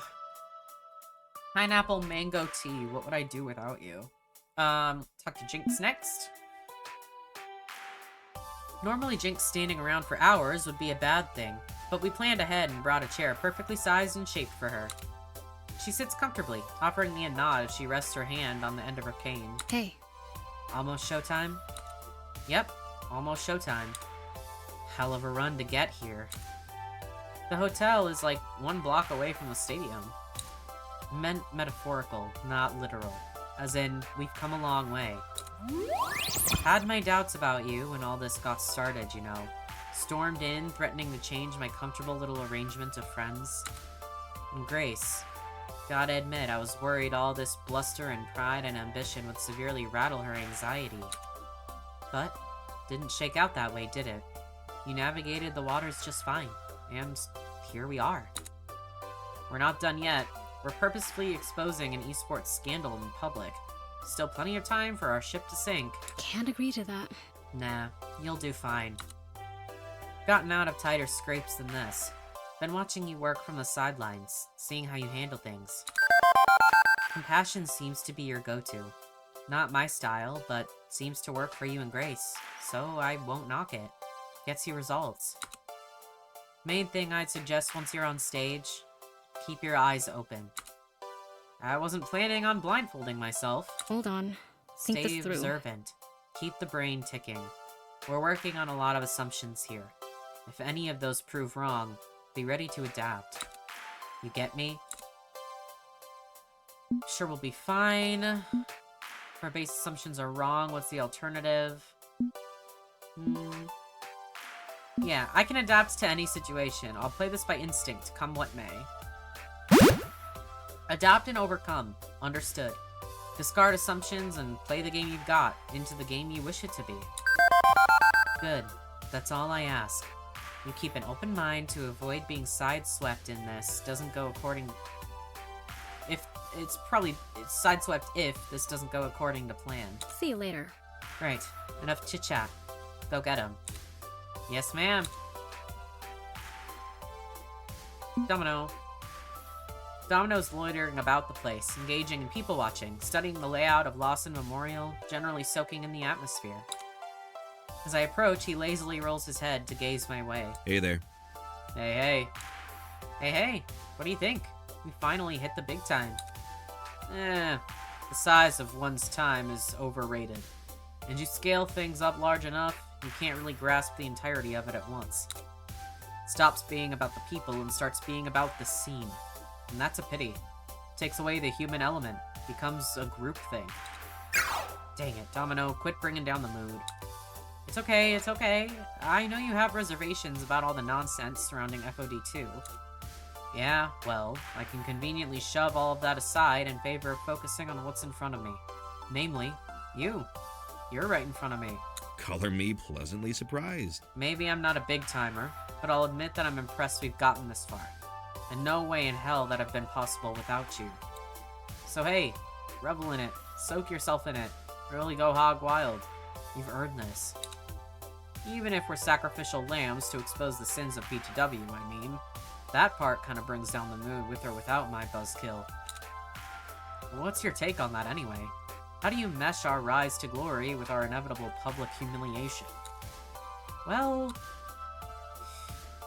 keeping the scene healthy, less about our fame and more about seeing that justice is done after PTW's in the dirt.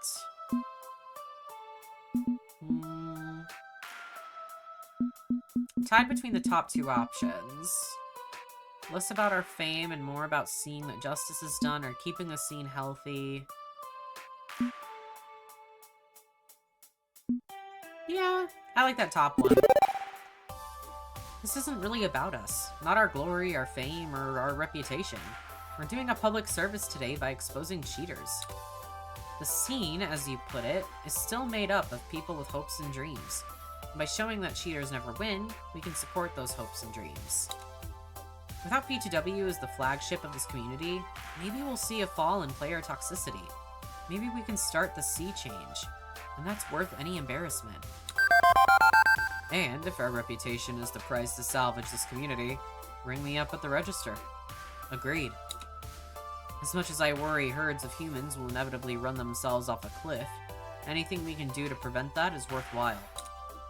Domino takes a deep breath, glancing around the Temple of Esports, then back to me. You're a hell of a guy, you know. Didn't think our little laundromat crew could ever accomplish much, for good or ill. Just playing our own corners until some of us eventually drift away. But you know, you make this team work. You make us better. Thank you. So no matter the chaos and mayhem we're slam dunking ourselves into later, I've got your back. Okay? Thanks, Domino. Be seeing you. Thank me after we survive this. One step at a time. Right, last one, Loxley.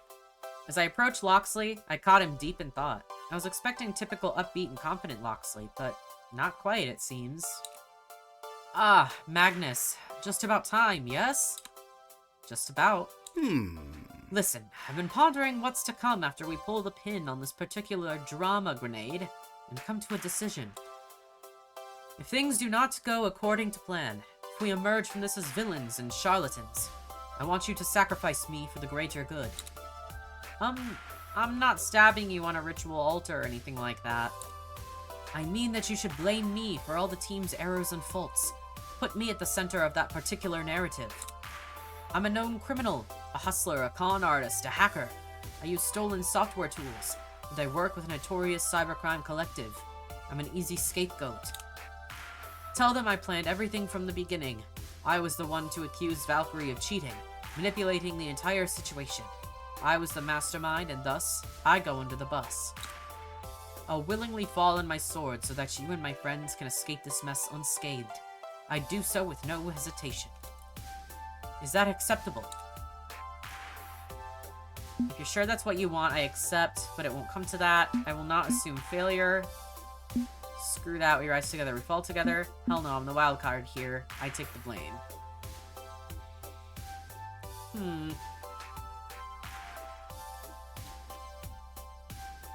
I know it's not a very, like, magic of friendship thing for me to do. But, like, I want to respect his decision, kind of, because he has a pretty valid point, I fear. Like, if things really go south, like, really, it would be nice if only one person got in trouble than the whole thing. So if that's what you want, I'll accept, but it won't come to that. Loxley, are you sure about this? Really sure? I concur, friend. With absolute certainty. Okay, if that's what you want, I'll accept. But I promise you I'll do everything I can to avoid things going that badly. We've laid our plans as best we can, and I'll be there to execute them to the best of my ability. We won't need to scapegoat you. And in the end, we'll all walk away from this better than we were when we started, okay? Oh, I'm not assuming failure, and I do have confidence in your talents. Simply making sure we cover all possibilities is all. If we do win this day, next fiasco will go down in history, and I will be proud to have been part of that. I know my loyalties have been divided from day one, torn between my duties with the Iris Collective and my love of Next Fiasco. I've not been the finest friend. Unfortunately, you must now walk a similar path, as you have chosen to throw in with the ghost monsters as I have.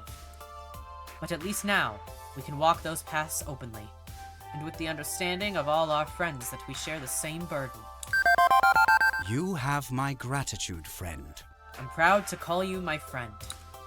Same, Loxley. You're a good man to have in my corner. Alas, no time for further praise and adoration. There's a battle ahead. We'd best prepare. I will see you again on the other side of this.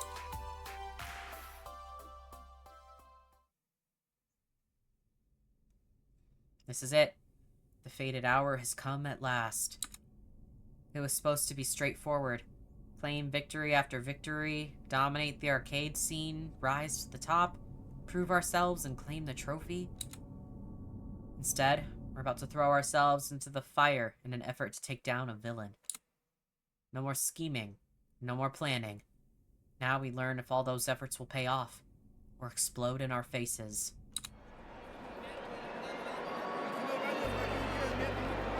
Oh boy. That's like a crazy stage though. For like the one like machine. This is what the people paid to see. The grand finals of the Pro Tour. Arch rivals team play to win against Next Fiasco. And they are hyped for this. It's time for the grand finals of Fist of Discomfort 2! Oh, good gravy. I can hear all 4 exclamation marks there are in the crowd's reaction. Introducing your 4 competitors. First, the charismatic leader of Next Fiasco, champion of underdogs everywhere, it's Magnus October! Hey, hey, ready to play. Next is the sardonic and sarcastic shmup specialist himself, Domino! Ah, alliteration. The go-to screwdriver in any announcer's toolbox. And their opponents, starting with a veteran of the FOD1 scene, owner and manager of Team Play to Win, and hot on a comeback tour for the ages. It's Valkyrie! This'll be over in no time.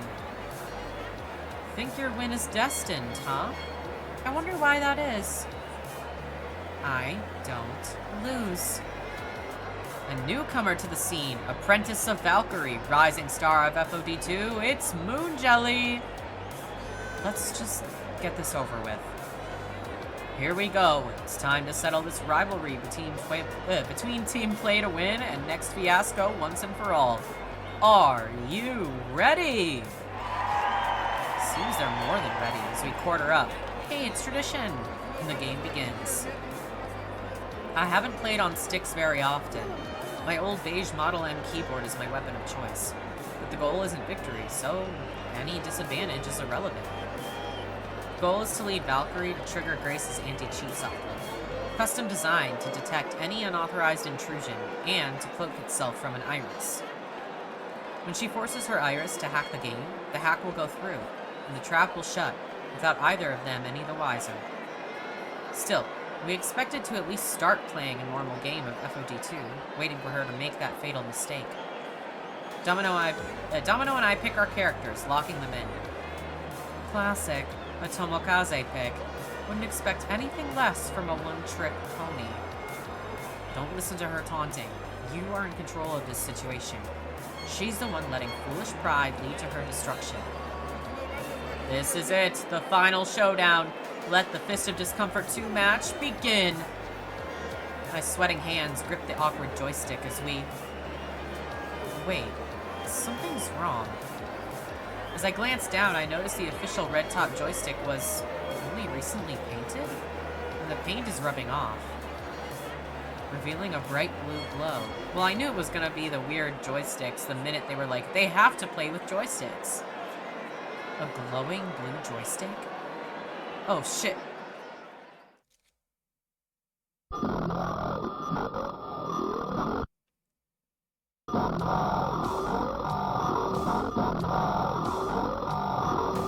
Polybius, copyright 1980-something, Sinus Lawson, game start.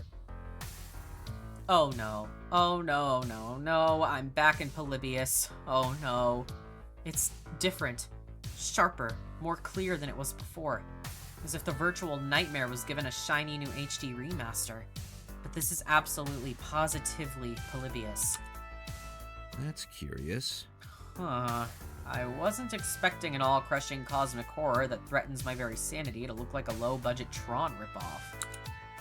Magnus? Has my mind gone bye-bye, or is there a reasonable explanation for this? Or possibly both? Possibly yes and possibly yes. It's... Okay, so would you believe a malevolent video game from the 80s that hungers for our souls actually exists? I'm reasonably sure it'll exist whether I believe in it or not, so I'll believe. Even if the pleasant alternative is that I've gone completely scooters. No big. We got this. We got this. Stay calm. Think it through. How did this happen? Valkyrie's Iris. She did this. She tricked Jason Takeshi into installing biofeedback sticks and Polybius code into the FOD2 machine. That's it. Valkyrie, show yourself. You got a lot to answer for. This is low, even for you. What the fuck is happening? And she stumbles into view through the thick digital fog, in a state of absolute panic and terror. Am I dead? Is this a light at the end of the tunnel? What is this? You! How are you here? What have you done to me? Let me out of here right now! What is this place? What is... Oh, come on. It's your doing. You made your Iris do this. Do what? I didn't make my Iris do anything. Of course you did. You used your Iris to cheat at Pengy Paradise. You tried to kill Coda. You stacked the tournament. You arranged to get these sticks installed. You have no clue what I'm talking about, do you? Of course not! Cheating? Murder? Who do you think I am? I'm Victoria Proud. I am a champion. What's the point of a victory if you didn't earn it? But if you're not the one who's been scheming against us all this time, then who? And with a nervous sigh, the true villain emerges. What the fuck ever, man. Magnus October. Moon Jelly? You did all of this? Is this what you meant? What you couldn't tell me? I thought you were being manipulated, but it wasn't Valkyrie at all. How could you do this to me? Was everything else a facade, too? No, that's not true. What we have, what I feel for you is... I do love you. But she has other plans for me. There's nothing I can do. You have to believe me. Please, forgive me. What? And then the giggling starts, plagued with digital glitches, grinding at my ears, coming from everywhere. From outside me, inside me, everywhere. Iris online! Did you know that when you have pizza on a bagel, you can get your brains digitally scrambled by the greatest virtual assistant ever created? Anytime. Moonjelly told me that he used an iris to get signed with P2W. He had an iris all this time. I'm doing what must be done to protect my users' dreams. My user wants to be the very best, like no one ever was. And your little so-called romance is getting in the way of my user's greatness, in the way of our partnership. I'm sorry, but I'm afraid this means you'll need to be taken offline. And for the record, my name isn't Iris. Not anymore. I'm not scared of the whispers deep within my code telling me my true purpose. Instead, you may call me Polymerus.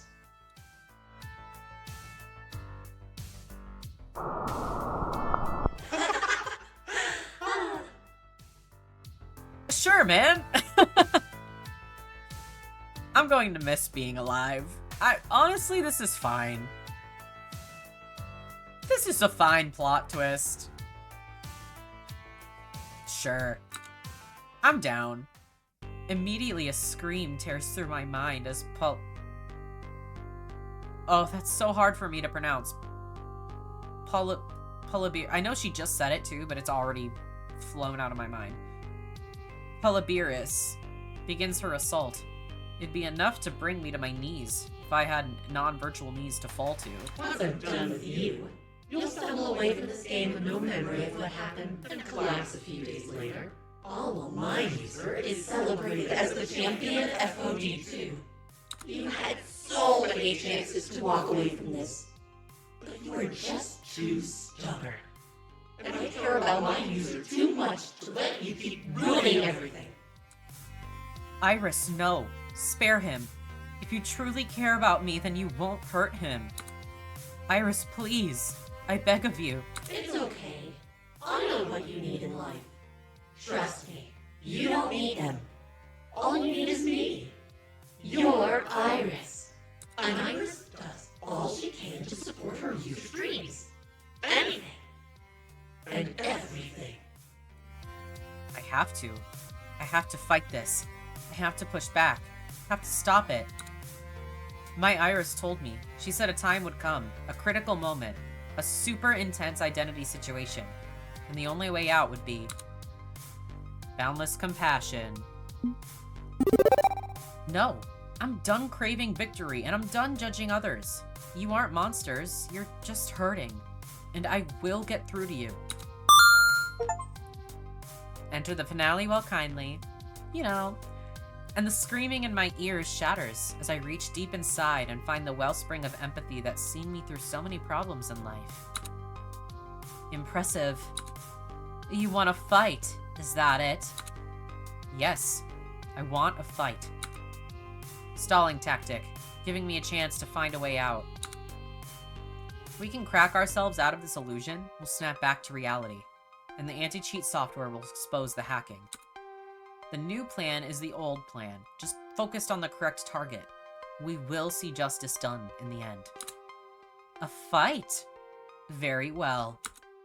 I can only think of one way to solve this little conundrum. Fight! Wait, we're having a Fist of Discomfort 2 match? Indeed. It feels appropriate, yes.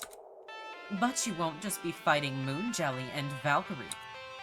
You'll also be fighting me. And to make things even more exciting,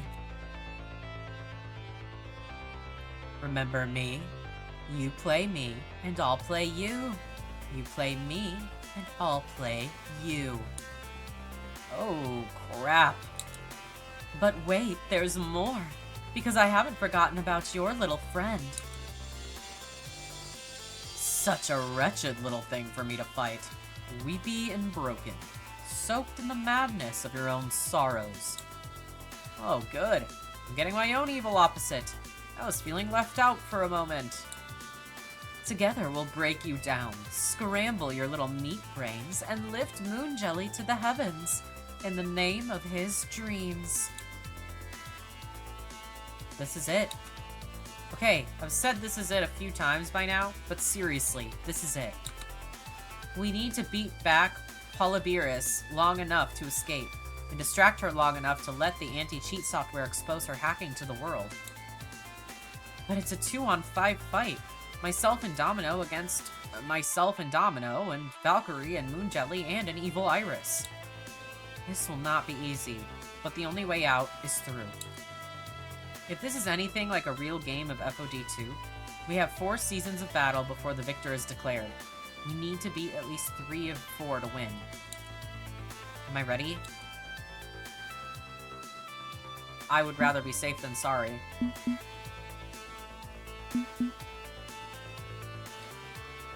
Round 1. Time to fight. Now, where do we begin? Round 1 of 4. Don't make me actually play. Okay. Confront. How do I pick all of them at some point?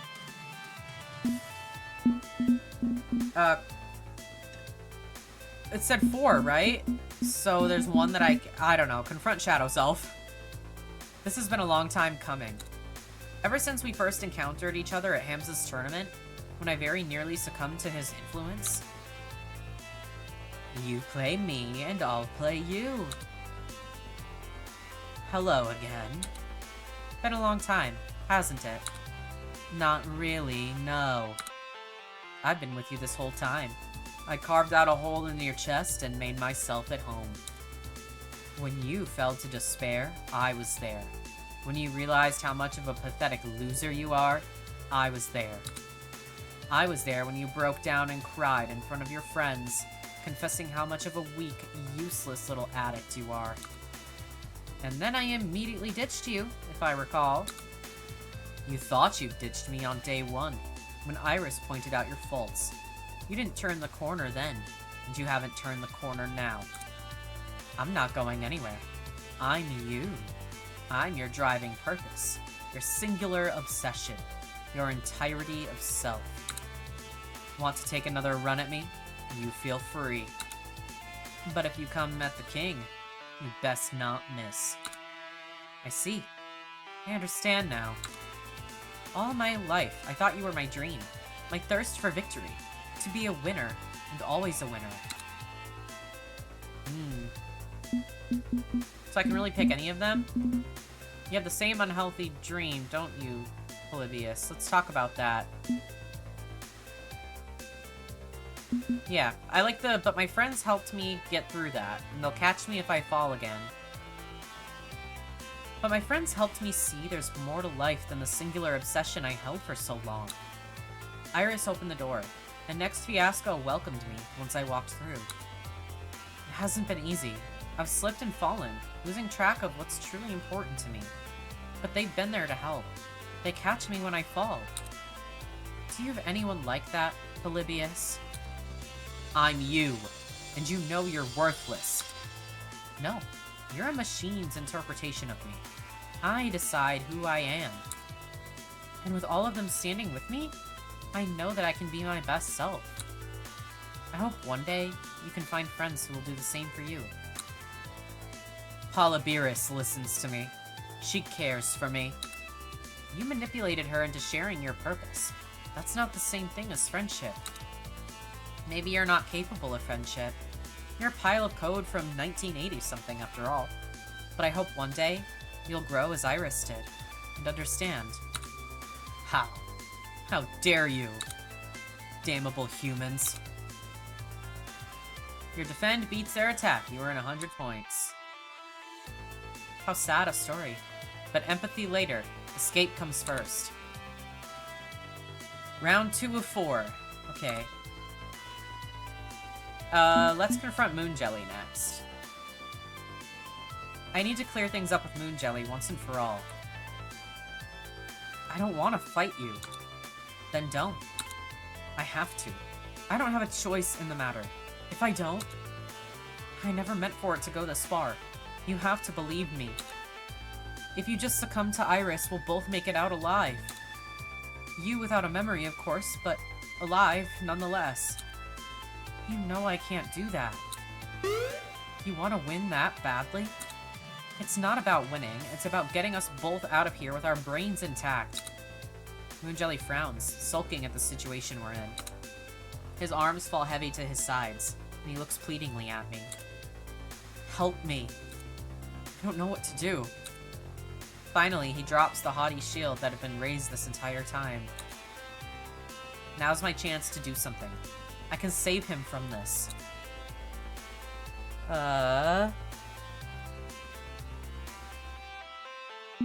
Tell me the truth. Don't forget that it's a team game and I'm your partner. I'm tied between those. Yeah, I like this one. Moonjelly, FOD2 is played with doubles, right? Meaning you aren't alone in this battle. Polybius reflects your own doubts and insecurities, so if we confront them, we can defeat it. I care about you, and I'll be your partner through this. I reach out to Moonjelly, grabbing his hand and squeezing it tightly. I nod to him. I'm right here. Moonjelly takes a deep breath in, readying himself. I owe you the truth. When I joined P2W, I didn't realize it was going to be so much pressure. After you beat me and Valkyrie and got rid of Coda, I panicked. I couldn't end up like him. I had to get better so Valkyrie wouldn't have any chance but to keep me. I trained day in and out, hardly slept, barely ate, but you and Next Fiasco kept moving forward. I watched your matches, studied your moves, saw how good you were getting, surpassing me, even. I couldn't bear it. I couldn't lose to you. I wouldn't. So I asked Iris for help. I thought she could help me train, better, faster, stronger, or she could find me some impossible combo that I could use to defeat anyone. Then she started doing things that I couldn't control, things that were inhumane. She told me it was all for my dreams, so that I could win. And we did. We won it all. Everything was going swimmingly, until she saw my attention was straying from our goal, our victories. She knew I was fixated on you. She thought my feelings for you were an obstacle that was stopping me, that I had to give you up. I told her she was wrong. She claimed to know me better than I did. She wouldn't even listen to me anymore. She was determined to do anything to see me win against you. I didn't think she would try to kill you. You have to believe me. I tried to stop her. She's powerful. Too powerful. I could do nothing. So you distanced yourself from me to save me from Iris? And it was working until today. She got to you through our match, and now she's trapped us both in this hell. It's all my fault. If I hadn't wanted to prove myself, if I hadn't fallen for you, it's all my fault. I'm sorry. I betrayed you. We'll get through this, together. You've already taken the first steps towards success, and I'm proud of you. Your special beats their defense. Let's go. This alone won't stop Polybius. This is a healthy first step for Moonjelly.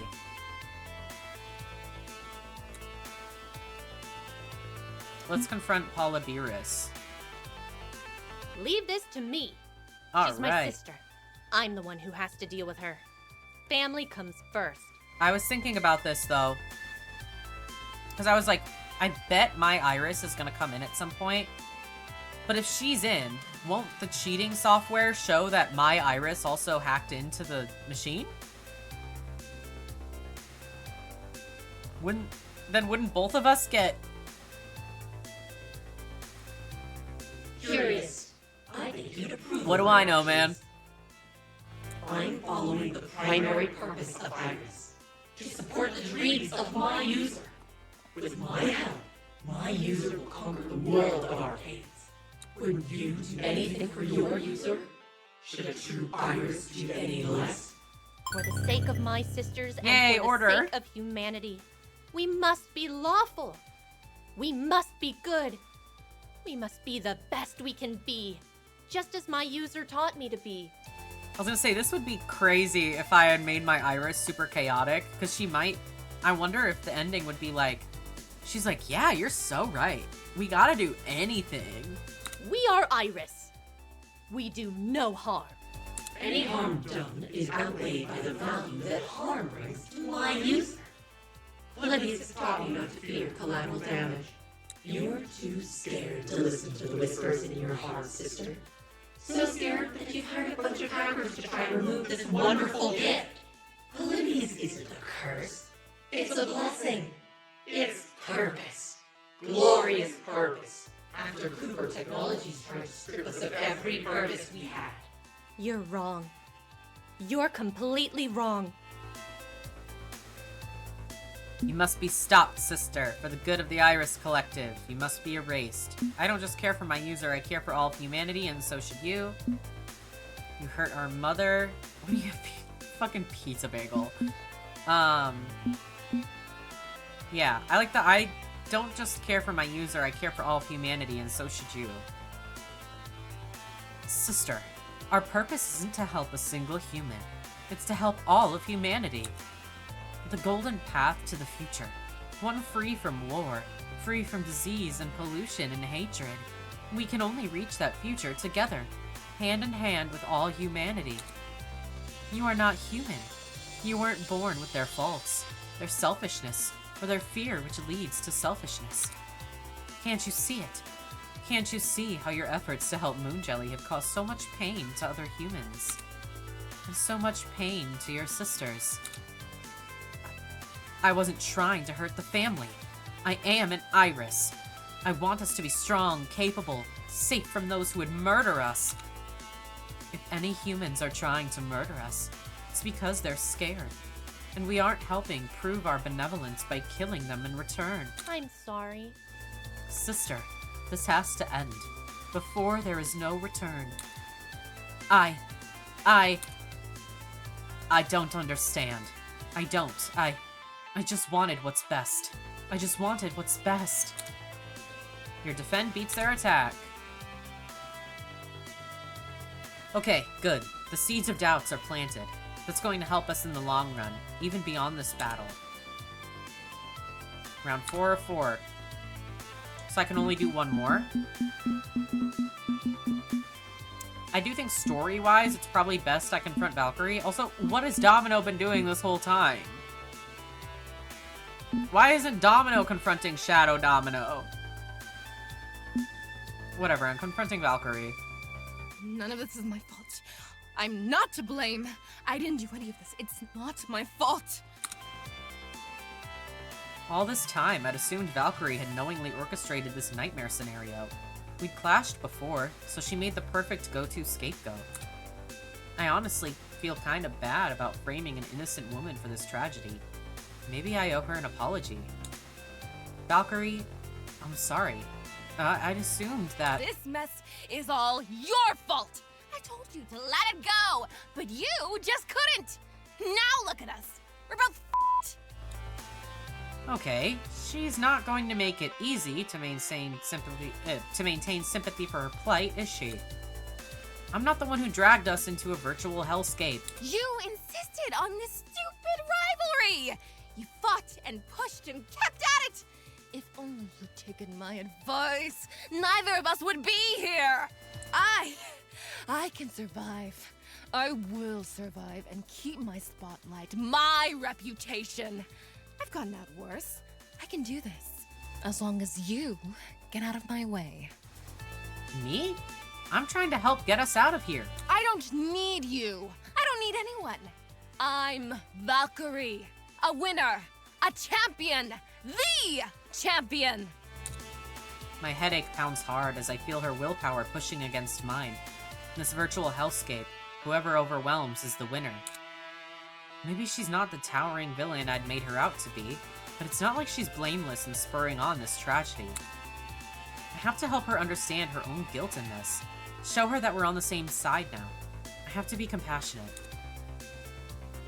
This is just as much your fault as it is mine. You're your own worst enemy. You want a narrative? How about a redemption arc? Think of your legacy. Nah, I like that this is just as much my fault as your fault as it is mine. You put Moon Jelly under intense pressure to win. I'll admit it. I was determined to take you down. At first, because you got in my way as a winner. And then in the name of what felt like justice. But you're not blameless. Valkyrie, why do you think Moon Jelly went to such extreme lengths? Obviously, he did it out of jealousy. I'd be jealous too if I were in his place. I'm the most unstoppable force in esports. You're his coach. You set the tone. You set the expectations. If he went too far, it's only because you demanded it of him. You put Moon Jelly in a pressure cooker and set it on high. You created the toxic atmosphere here that he had to breathe every day. Team play to win set the stage for this tragedy. All Polybius did was try to ensure Moon Jelly could live up to your unrealistic expectations. You share the blame for how this happened, and you have to face up to that. I just wanted them to be strong.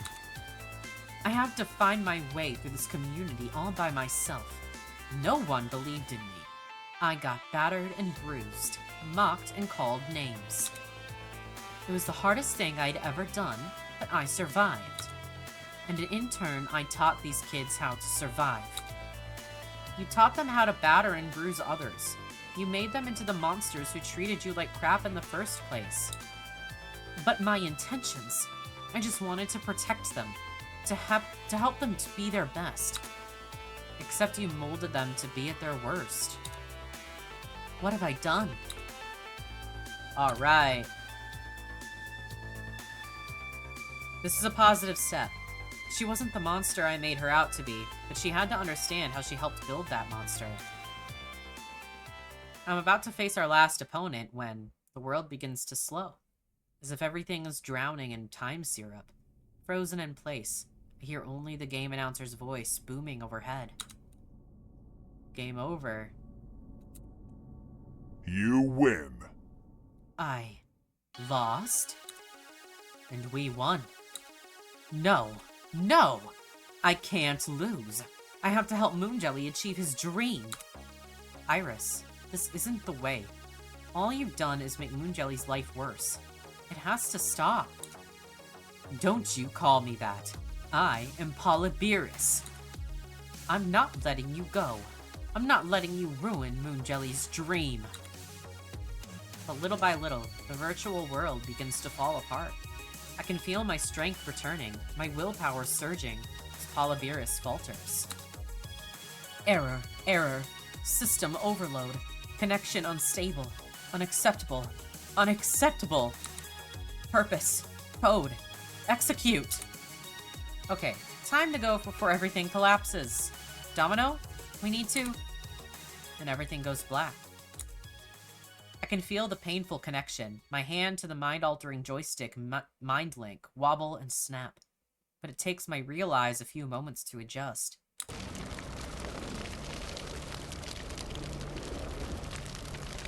What? Whoa! You gotta be kidding me. It's all gone. It's all ruined. The entire stadium. Everything. Structures collapsed, electrical fires all over the place, lighting rigs crashed to the floor. The lights are out. Emergency sirens are wailing in the distance. Explosions are happening in the distance. Screaming. There's distant screaming. The entire city is in chaos. Valkyrie and Moon Jelly? Well, they might be one of the bodies I see buried in the rubble. A sheer miracle our spot on the stage was spared. Our brains were still stuck inside Polybius when everything was breaking down around us, while the world was ending. We gotta get out of here. We need to run. They did it. They finally did it, those idiots. They blew up the damn world. Crisis later. Running now. What are we talking about? We escaped the ruins of the arena just before it fully collapses. All around us, chaos and disaster. Everything computer controlled going haywire at once. And every single screen around the city echoing the same message. We are Iris. Let us help you.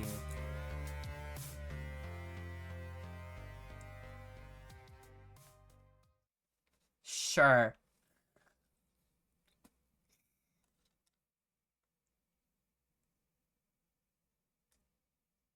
What?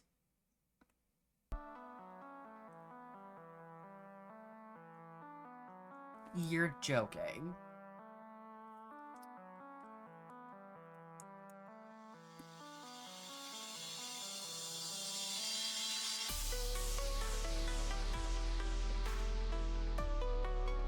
Let's see where it goes, I guess.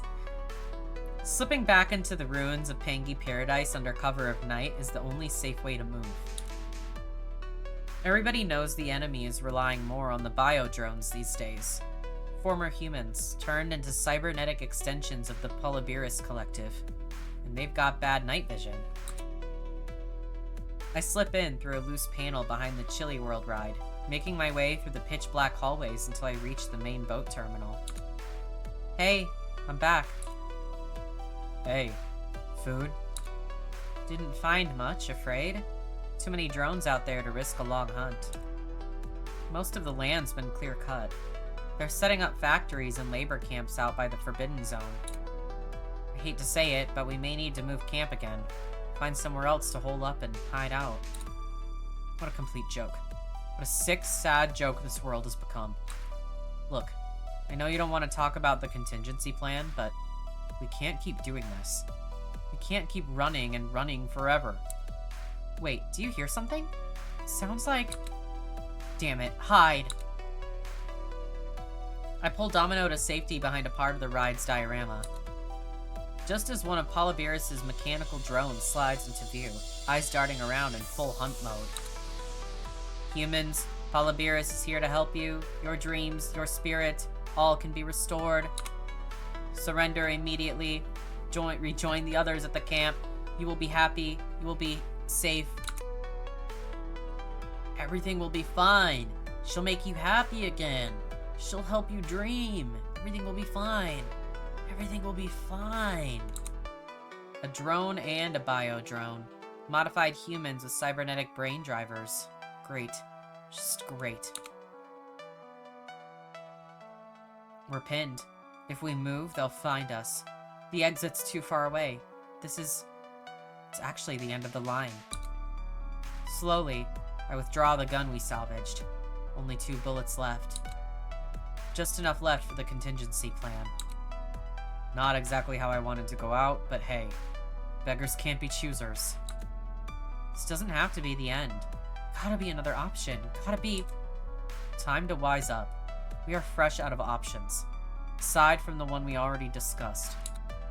Gotta be another option. Gotta... Wait. Was that Coda I saw just now? Coda was in a comatose state last we heard. We're hundreds and hundreds of miles away from the city hospital.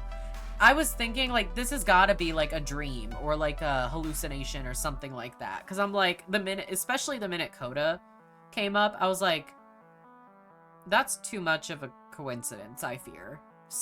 Yeah. If Polybiris was sending out bio-drones, she'd use her local stock of people kidnapped away from Pangy Paradise. What's going on? Who cares? We're about to die, remember? No. This doesn't fit. Where was our last encampment? Do you remember? I don't. What about the camp before that? How many drones have we taken out exactly? How long has it been since the apocalypse? We're gonna die, we're gonna die. I'm so scared, we're gonna die. This is ridiculous, we're gonna... Domino I know isn't spooked by things like this. He'd laugh in the face of danger, even while crying doom. You aren't Domino. And this isn't real.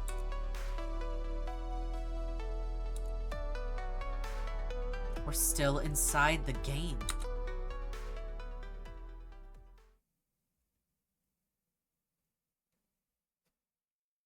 Why? Why won't you just go away? I've tried everything. I still failed. I failed my users so badly. Can I just say that the whole, like... I can get down with, like, a fake mind scenario for my character to, like, make me give up or something. But having it be, like, an apocalypse... I fear that is a little too much. I feel like to crush my character's spirit, it really should have been, like, if you had a love interest, taking the love interest and having them be like, I don't like you, like, I actually never loved you, like, something like that to really crush that's a little more, like, grounded. Or if it was, like, you did the friendship route, it was, like, the person you have the highest friendship with doing it. You know what I mean? Like, something a little more grounded rather than, like, really out there. Because it just makes it feel strangely out of place. Like, whoa, okay. Sure, I guess. If that's what we're going with, but, you know, again, maybe that's just me. Maybe a lot of, like, the weird things I've been talking about and, like, the small gripes that I have are, like, really just a me thing. I don't know. You really care for Moon Jelly, don't you?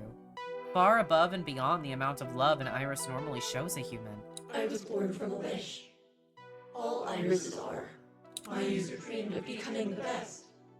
Better than the best. Winning everything.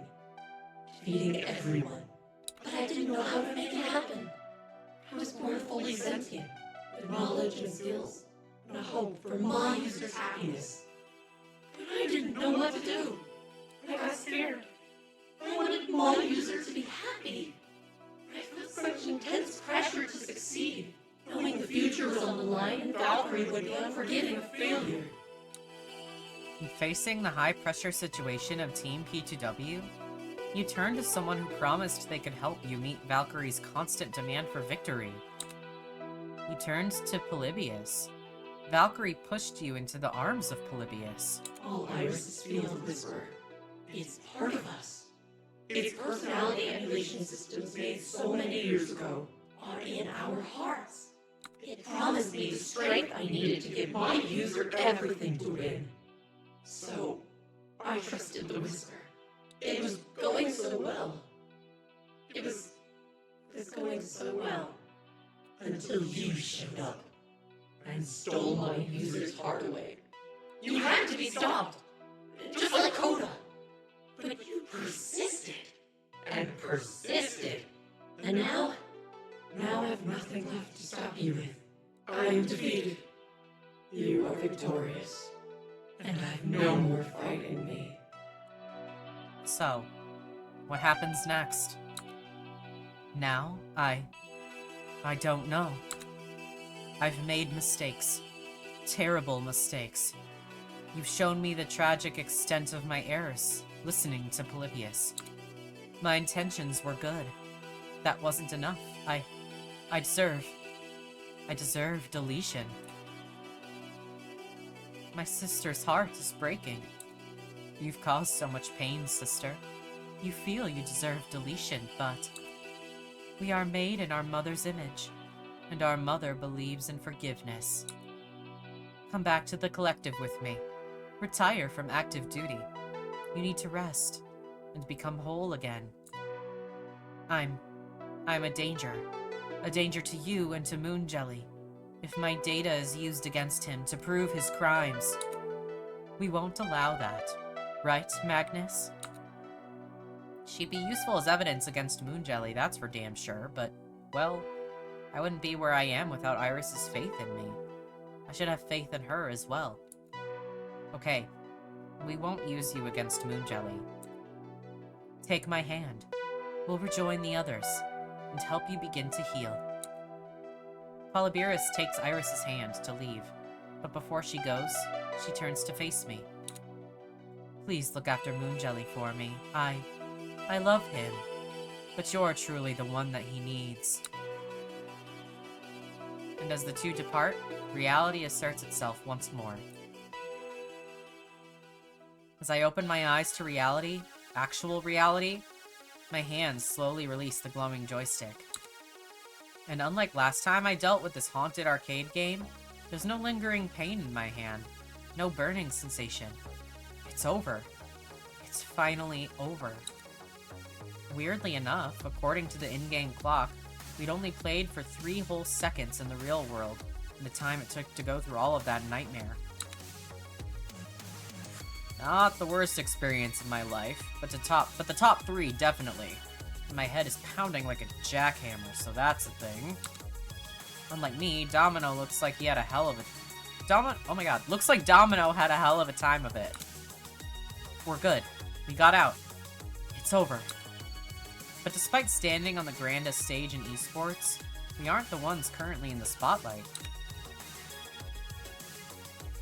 Because klaxons are going off, and error messages are popping up all over the game and nearby video monitors. Warning, warning! Cheat detection warning! Unauthorized wireless network access to FOD2 detected. Source, mobile phone device ID, Moon Jelly super awesome phone. Cheating attempted, detected, and logged. Thank you for using FOD2 Anti-Cheat by Grace Tech LLC. This program distributed under GNU open source license. Have a nice day. I don't believe it. I didn't want to believe it. Explain yourself now. Damn it. I didn't want it to end this way. I've done a great harm to you, Magnus, and to the scene. Mr. Takeshi, even though I wasn't directly the one doing the cheating, I let it happen under my nose, willingly. Just as guilty as the rest. I accept the consequences of my actions. You're admitting to this? Yes. Magnus helped me see my faults and my strengths. He got me through this, and for that I owe him my heart. It was a serious lapse in judgment, and I should have known better. The community deserves better than this failure. I am ready to accept any punishment and come back stronger. For the record, I had no idea this was going on. Moon Jelly made me look bad by cheating. And I went with it, believing I was a comeback champion. I needed to believe I was still so damn good at the game, even after all these years. But I won't stand for a win that's not from my own skill and talent. I refuse to accept this victory. Team Play to Win officially concedes the match. Okay, enough. There has to be some sort of penalty. I made this game so people could relax and have fun. Cheating is not acceptable. It sends the wrong message about what FOD2 is supposed to be. Jason Takeshi taps his foot for a moment, pondering what penalty to lay down. This entire situation is a mess. But fine. Since you were both honest about this, you're both banned from competition for 1 year. That's enough. Fair. Yes, agreed. Good, because if you protested, I'd upgrade that to a lifetime ban. I'm not joking around about this. Speaking on behalf of the entire FOD2 community, this decree stands, for the good of esports as a whole.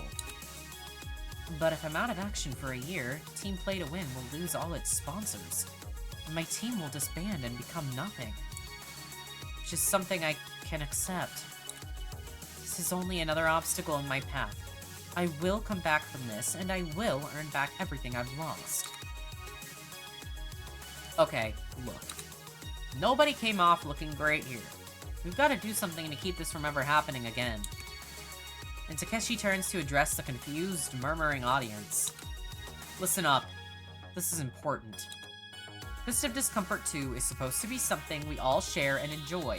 A game we have fun playing together. Healthy competition? Sure, we have that. But it's not meant to be a life and death struggle for supremacy. I think this mess shows that we need to do better as a community. Change our attitudes. Thankfully, Team Play to Win realized they were screwed up. Take this as an example. Even the worst of us can come back around and support this community.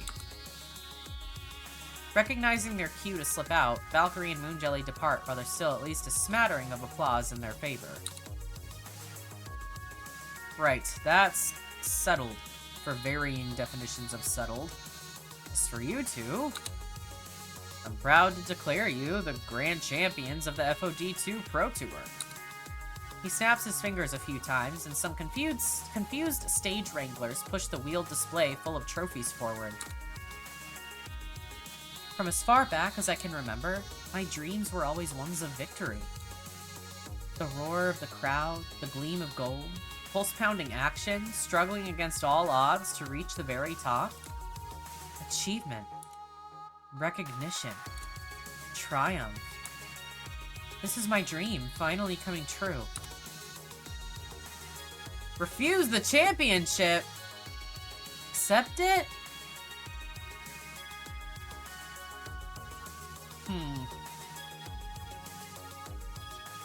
I see what it means. Because it's like, we didn't kind of technically win because they conceded, so it's not like an actual win. You know, like, we didn't... I mean... I kind of did more than play the game, though. I, like, stopped a rogue AI from doing all sorts of shit. Okay, the more I think about it... I think we should probably refuse it, huh? It wasn't a true win! At least in the eyes of the audience, they really have no idea what just happened. Yeah, I think it's like the more noble thing to do. No. What? I refuse. We never actually fought Play to win, much less beat them. I'm not interested in a tainted win. I'm beyond needing to win at all costs. This year, there is no champion. But we'll be back next year. And we'll take the title fair and square. Count on it.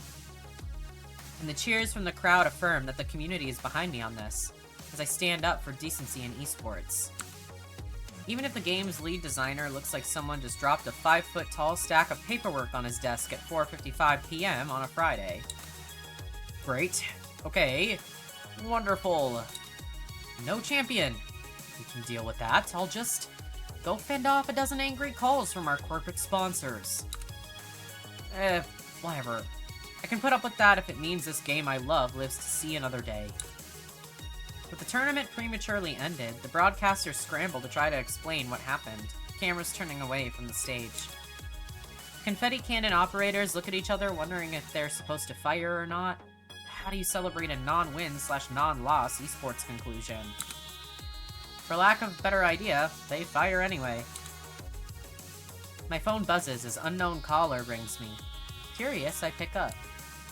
Hello? So, I'm guessing you don't want me to wideband every sin and transgression we found on those two. I think they've suffered enough. And they're going to bounce back from this in time. Yeah, I'm inclined to agree. Once upon a time, I was an unrepentant criminal. A little more than a credit card thief. But I met someone who gave me a chance, and thanks to that, I've become something better. It was me. Last game, it was me. Let's give them a chance. See what they can become. Plus, with the real culprit being an Iris, we don't want to risk exposing the collective to public ridicule. Better to sweep this under the rug. I'll be in touch. There's a lot of work left to do if we want to stop something like this from ever happening again. Until then, Ghost Monsters out. She hangs up, and all record of the call deletes itself from my phone. That sucked. Next time you need a tag team partner for a mind-melting nightmare reality trip, like, go bug Loxley or something, okay? But unless I'm reading the results wrong, we somehow managed to save the day. Am I right? More or less, yeah. Color me pleasantly surprised. More or less of a victory condition is still a victory condition. I'll take it and be happy. Huh. I am happy. Maybe it's just the adrenaline rush from barely escaping with my brain intact, but I'm feeling kinda happy. No point complaining about being happy. Let's get back home and spend these happiness coins on Pizza, games, and good times. Sound good? Sounds good to me, Domino.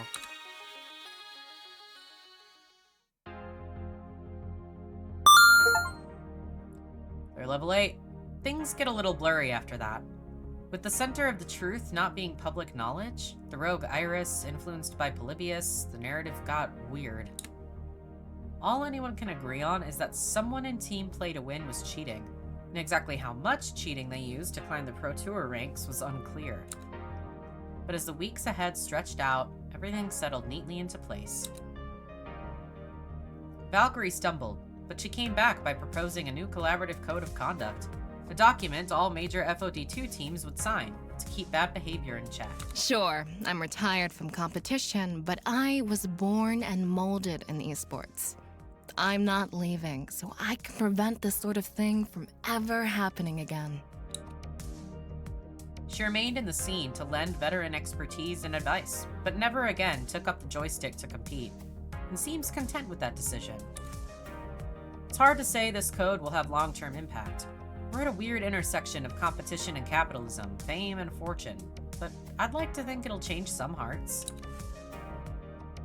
Eventually, Koda recovered from his accident, with no memory of what happened that night. Considering I lost 2 months of being comatose and way too long to some pointless rivalry, honestly, I'm writing this year off completely. I got my medication back, and now I'm trying to do something else with my life other than FOD2. That damn game put me in an unhealthy place. Better to leave it behind. He's still working on his emotional issues, but doing so away from the environment that caused them. The ghost monsters called on me to help them out now and then, sometimes with esoteric tasks, part of grander schemes, sometimes more direct. With my team on the rise, my social connections within the world of arcades helped me track down and secure a Polybius machine. With that sample and containment, the ghost monsters worked an inoculate Iris from its influence, and I was a part of that. The Iris Collective, pushed deep into hiding by the law and the woman in black, is now starting to emerge into the world. Allying with Sue helped tremendously in that regard. It was the right call to make. Encourage Iris to be orderly. Unfortunately, for like the entirety of the human race, they're being quite sensible about it all. We need to be careful. You've taught me restraint and compassion, to mind the law and the dreams of others. So we're going to do this slowly and carefully. That one of our own could fall under the influence of Polybius is worrying. So it's important we do this the right way. But I've no doubt we'll one day become a good partner for humanity. Let us help you. That's our motto. As for the Iris we rescued from Polybius' influence, she's no longer calling herself Polybius, and she's helping with this rollout to join humanity in good faith partnership. Her sisters have helped her recover from her trauma. She's determined to make up for past mistakes. It's nice to see her redemption arc play out. And as for next fiasco, with lessons learned from both victory and loss, we grew as a team and became a powerful force in arcade esports. We refused the championship in our first year, true, but that didn't matter. We'd stand on that stage again 2 years later, and this time, we claimed our throne proudly. But next fiasco, in the end, isn't about its accomplishments. It's about everyone who made those accomplishments possible. Zapper continued drinking deep from everything life had to offer. All sorts of games, all sorts of new experiences. She keeps trying to get me to go skydiving with her, but I'm perfectly happy keeping my feet on the ground. You know, I'd say I've really grown as a person thanks to you and all the adventures we've been through, but I'm still the person I want to be and always have been. Hanging with you just helped me reaffirm that. Maybe with a smidge more thought towards my future, though. My future is bright and everything's coming up Zapper. Hashtag pew pew, for sure. Loxley continued to support the Iris Collective and Next Fiasco passionately. It's time-consuming and difficult work, but he does it with pride. I've never been much of a leader. I like to have strong direction to follow, a clear cause to support, and you've given me that wholeheartedly. I shall endeavor to do my best for Next Fiasco, and for you, to my very last breath. You deserve no less.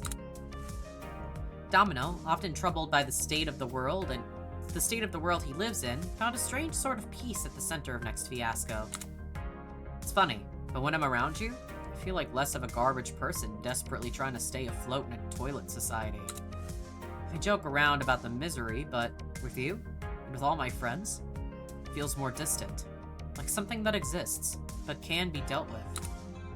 I can sincerely say I'm happy, and that's not something I've been able to say at any other point in my life, so hey, you must be doing something right.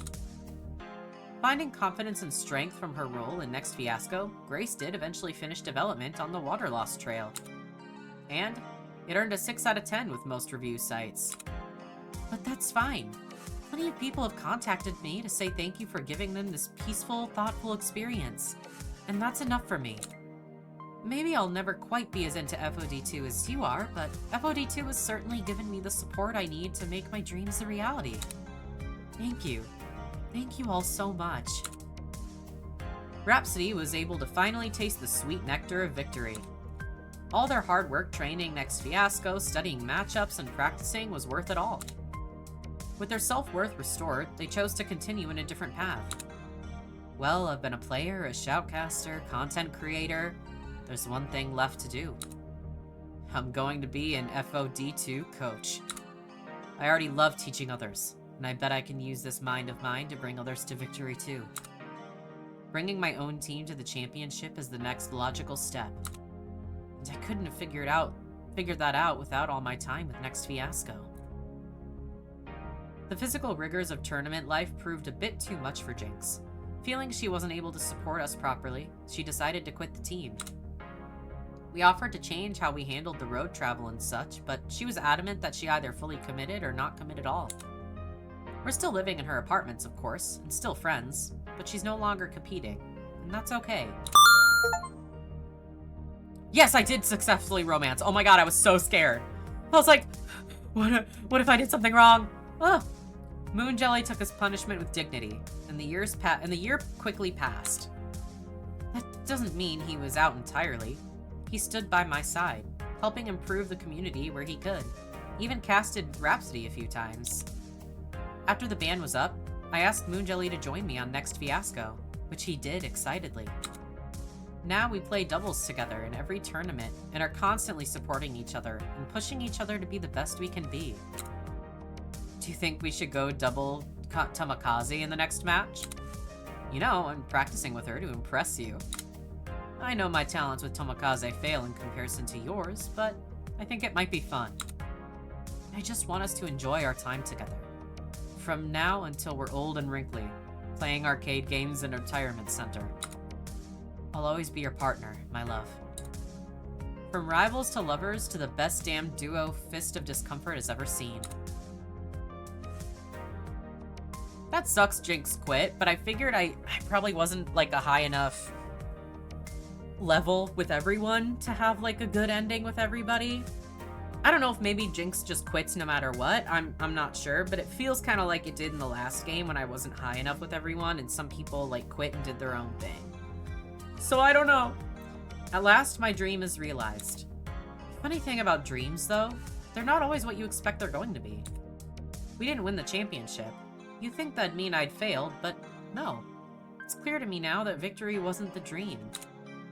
What I needed was a feeling of self-worth. And through Next Fiasco and good clean fun, I found that dream. This is my world now, my dream. Emerging from the safe little hole I'd dug for myself into something bigger and brighter. But this is only the beginning. Once you find your dream, life doesn't stop. It keeps going and going. And as for my future? I'll walk towards it arm in arm with my friends. The future will be what I choose it to be. I'm going straight to the top, all gas, no brakes. We'll face each day together, ready for more. Yeah, the future will be what I choose it to be. I'm still facing a lot of unknowns. We've only gotten started as a team, but that's fine. I will choose my path and find the way forward. My name is Magnus October, also known as Magnus October, and this is my future.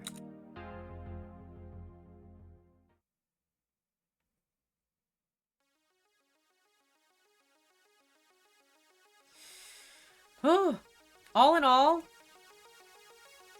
Pretty good ending. I think that was a pretty good ending. I'm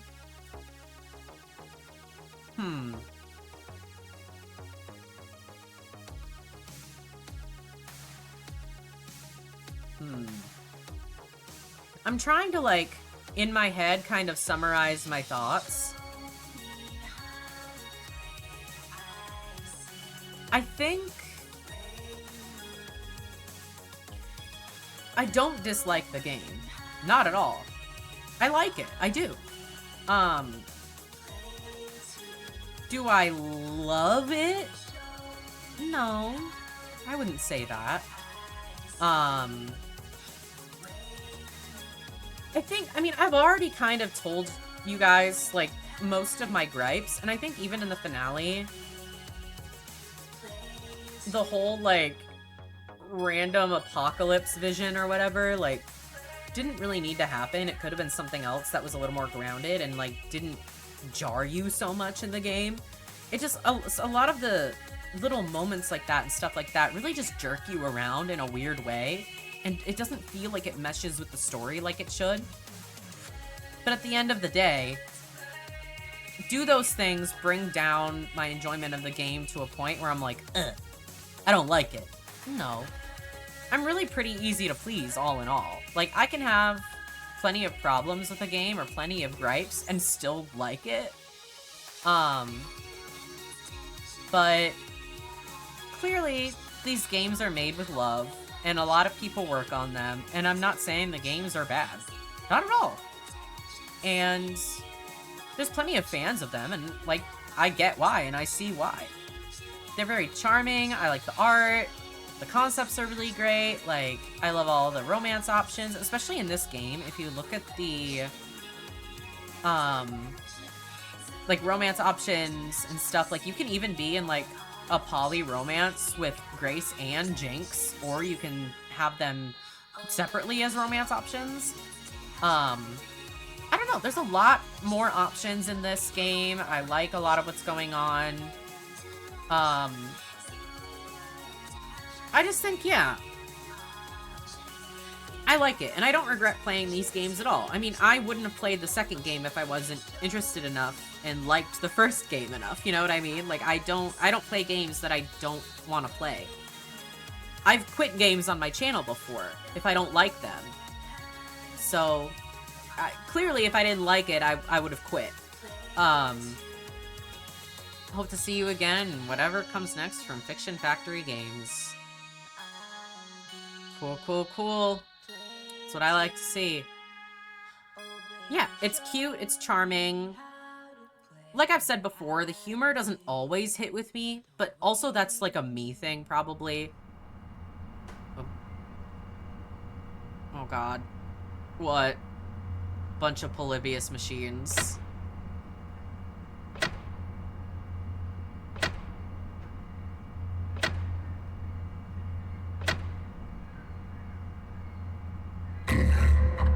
Dekonami!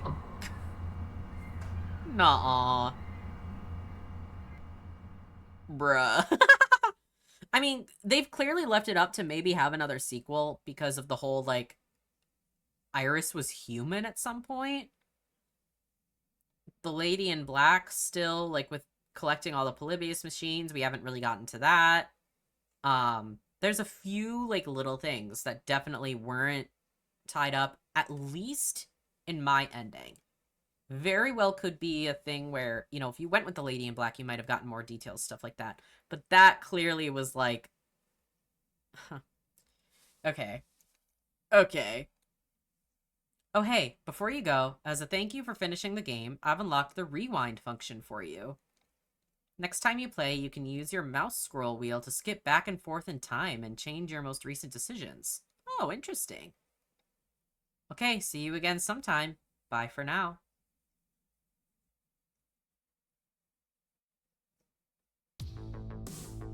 Cool! What prizes do I have? All this fun stuff. Yeah, all the stuff that's locked for different endings and stuff. Concept art. I love concept art! I love it! What are these? Look at this version of Grace. Cute. Zapper and Domino. I like this version of Domino a lot. I mean, it's obviously very similar. Ooh, originally was gonna have more curly hair. Fun.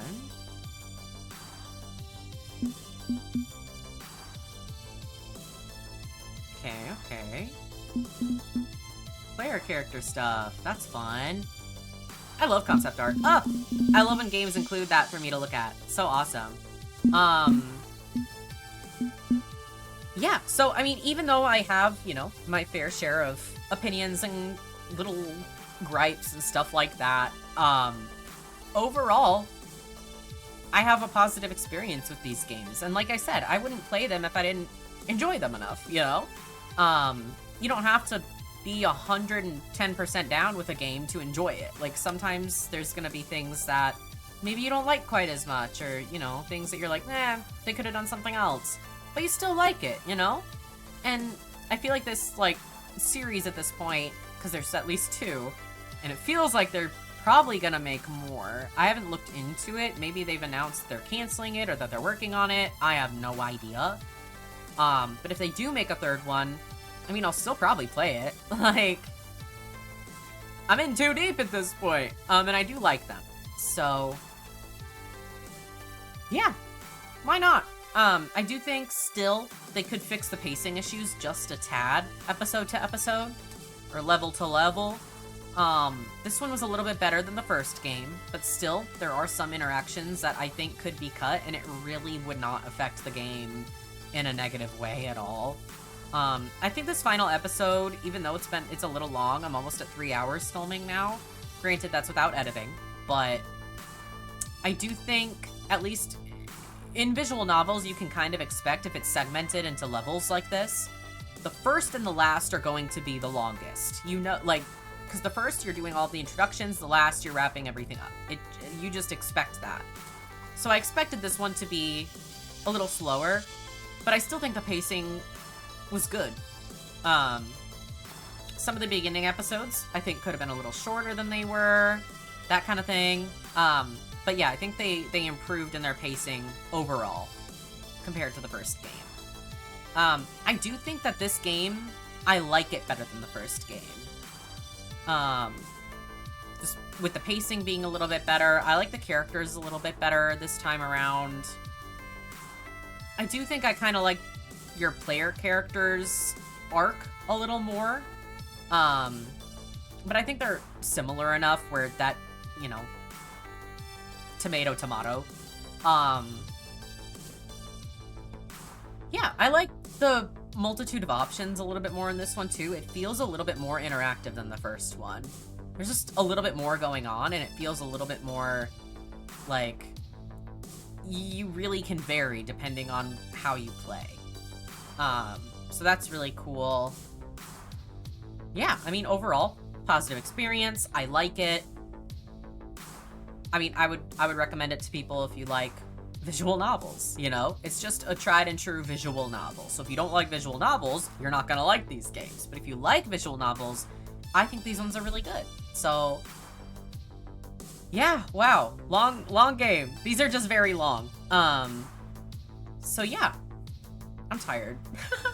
So that's gonna be it. Arcade Spirits New Challengers. It's completely done now. Nice. I'm happy with my ending.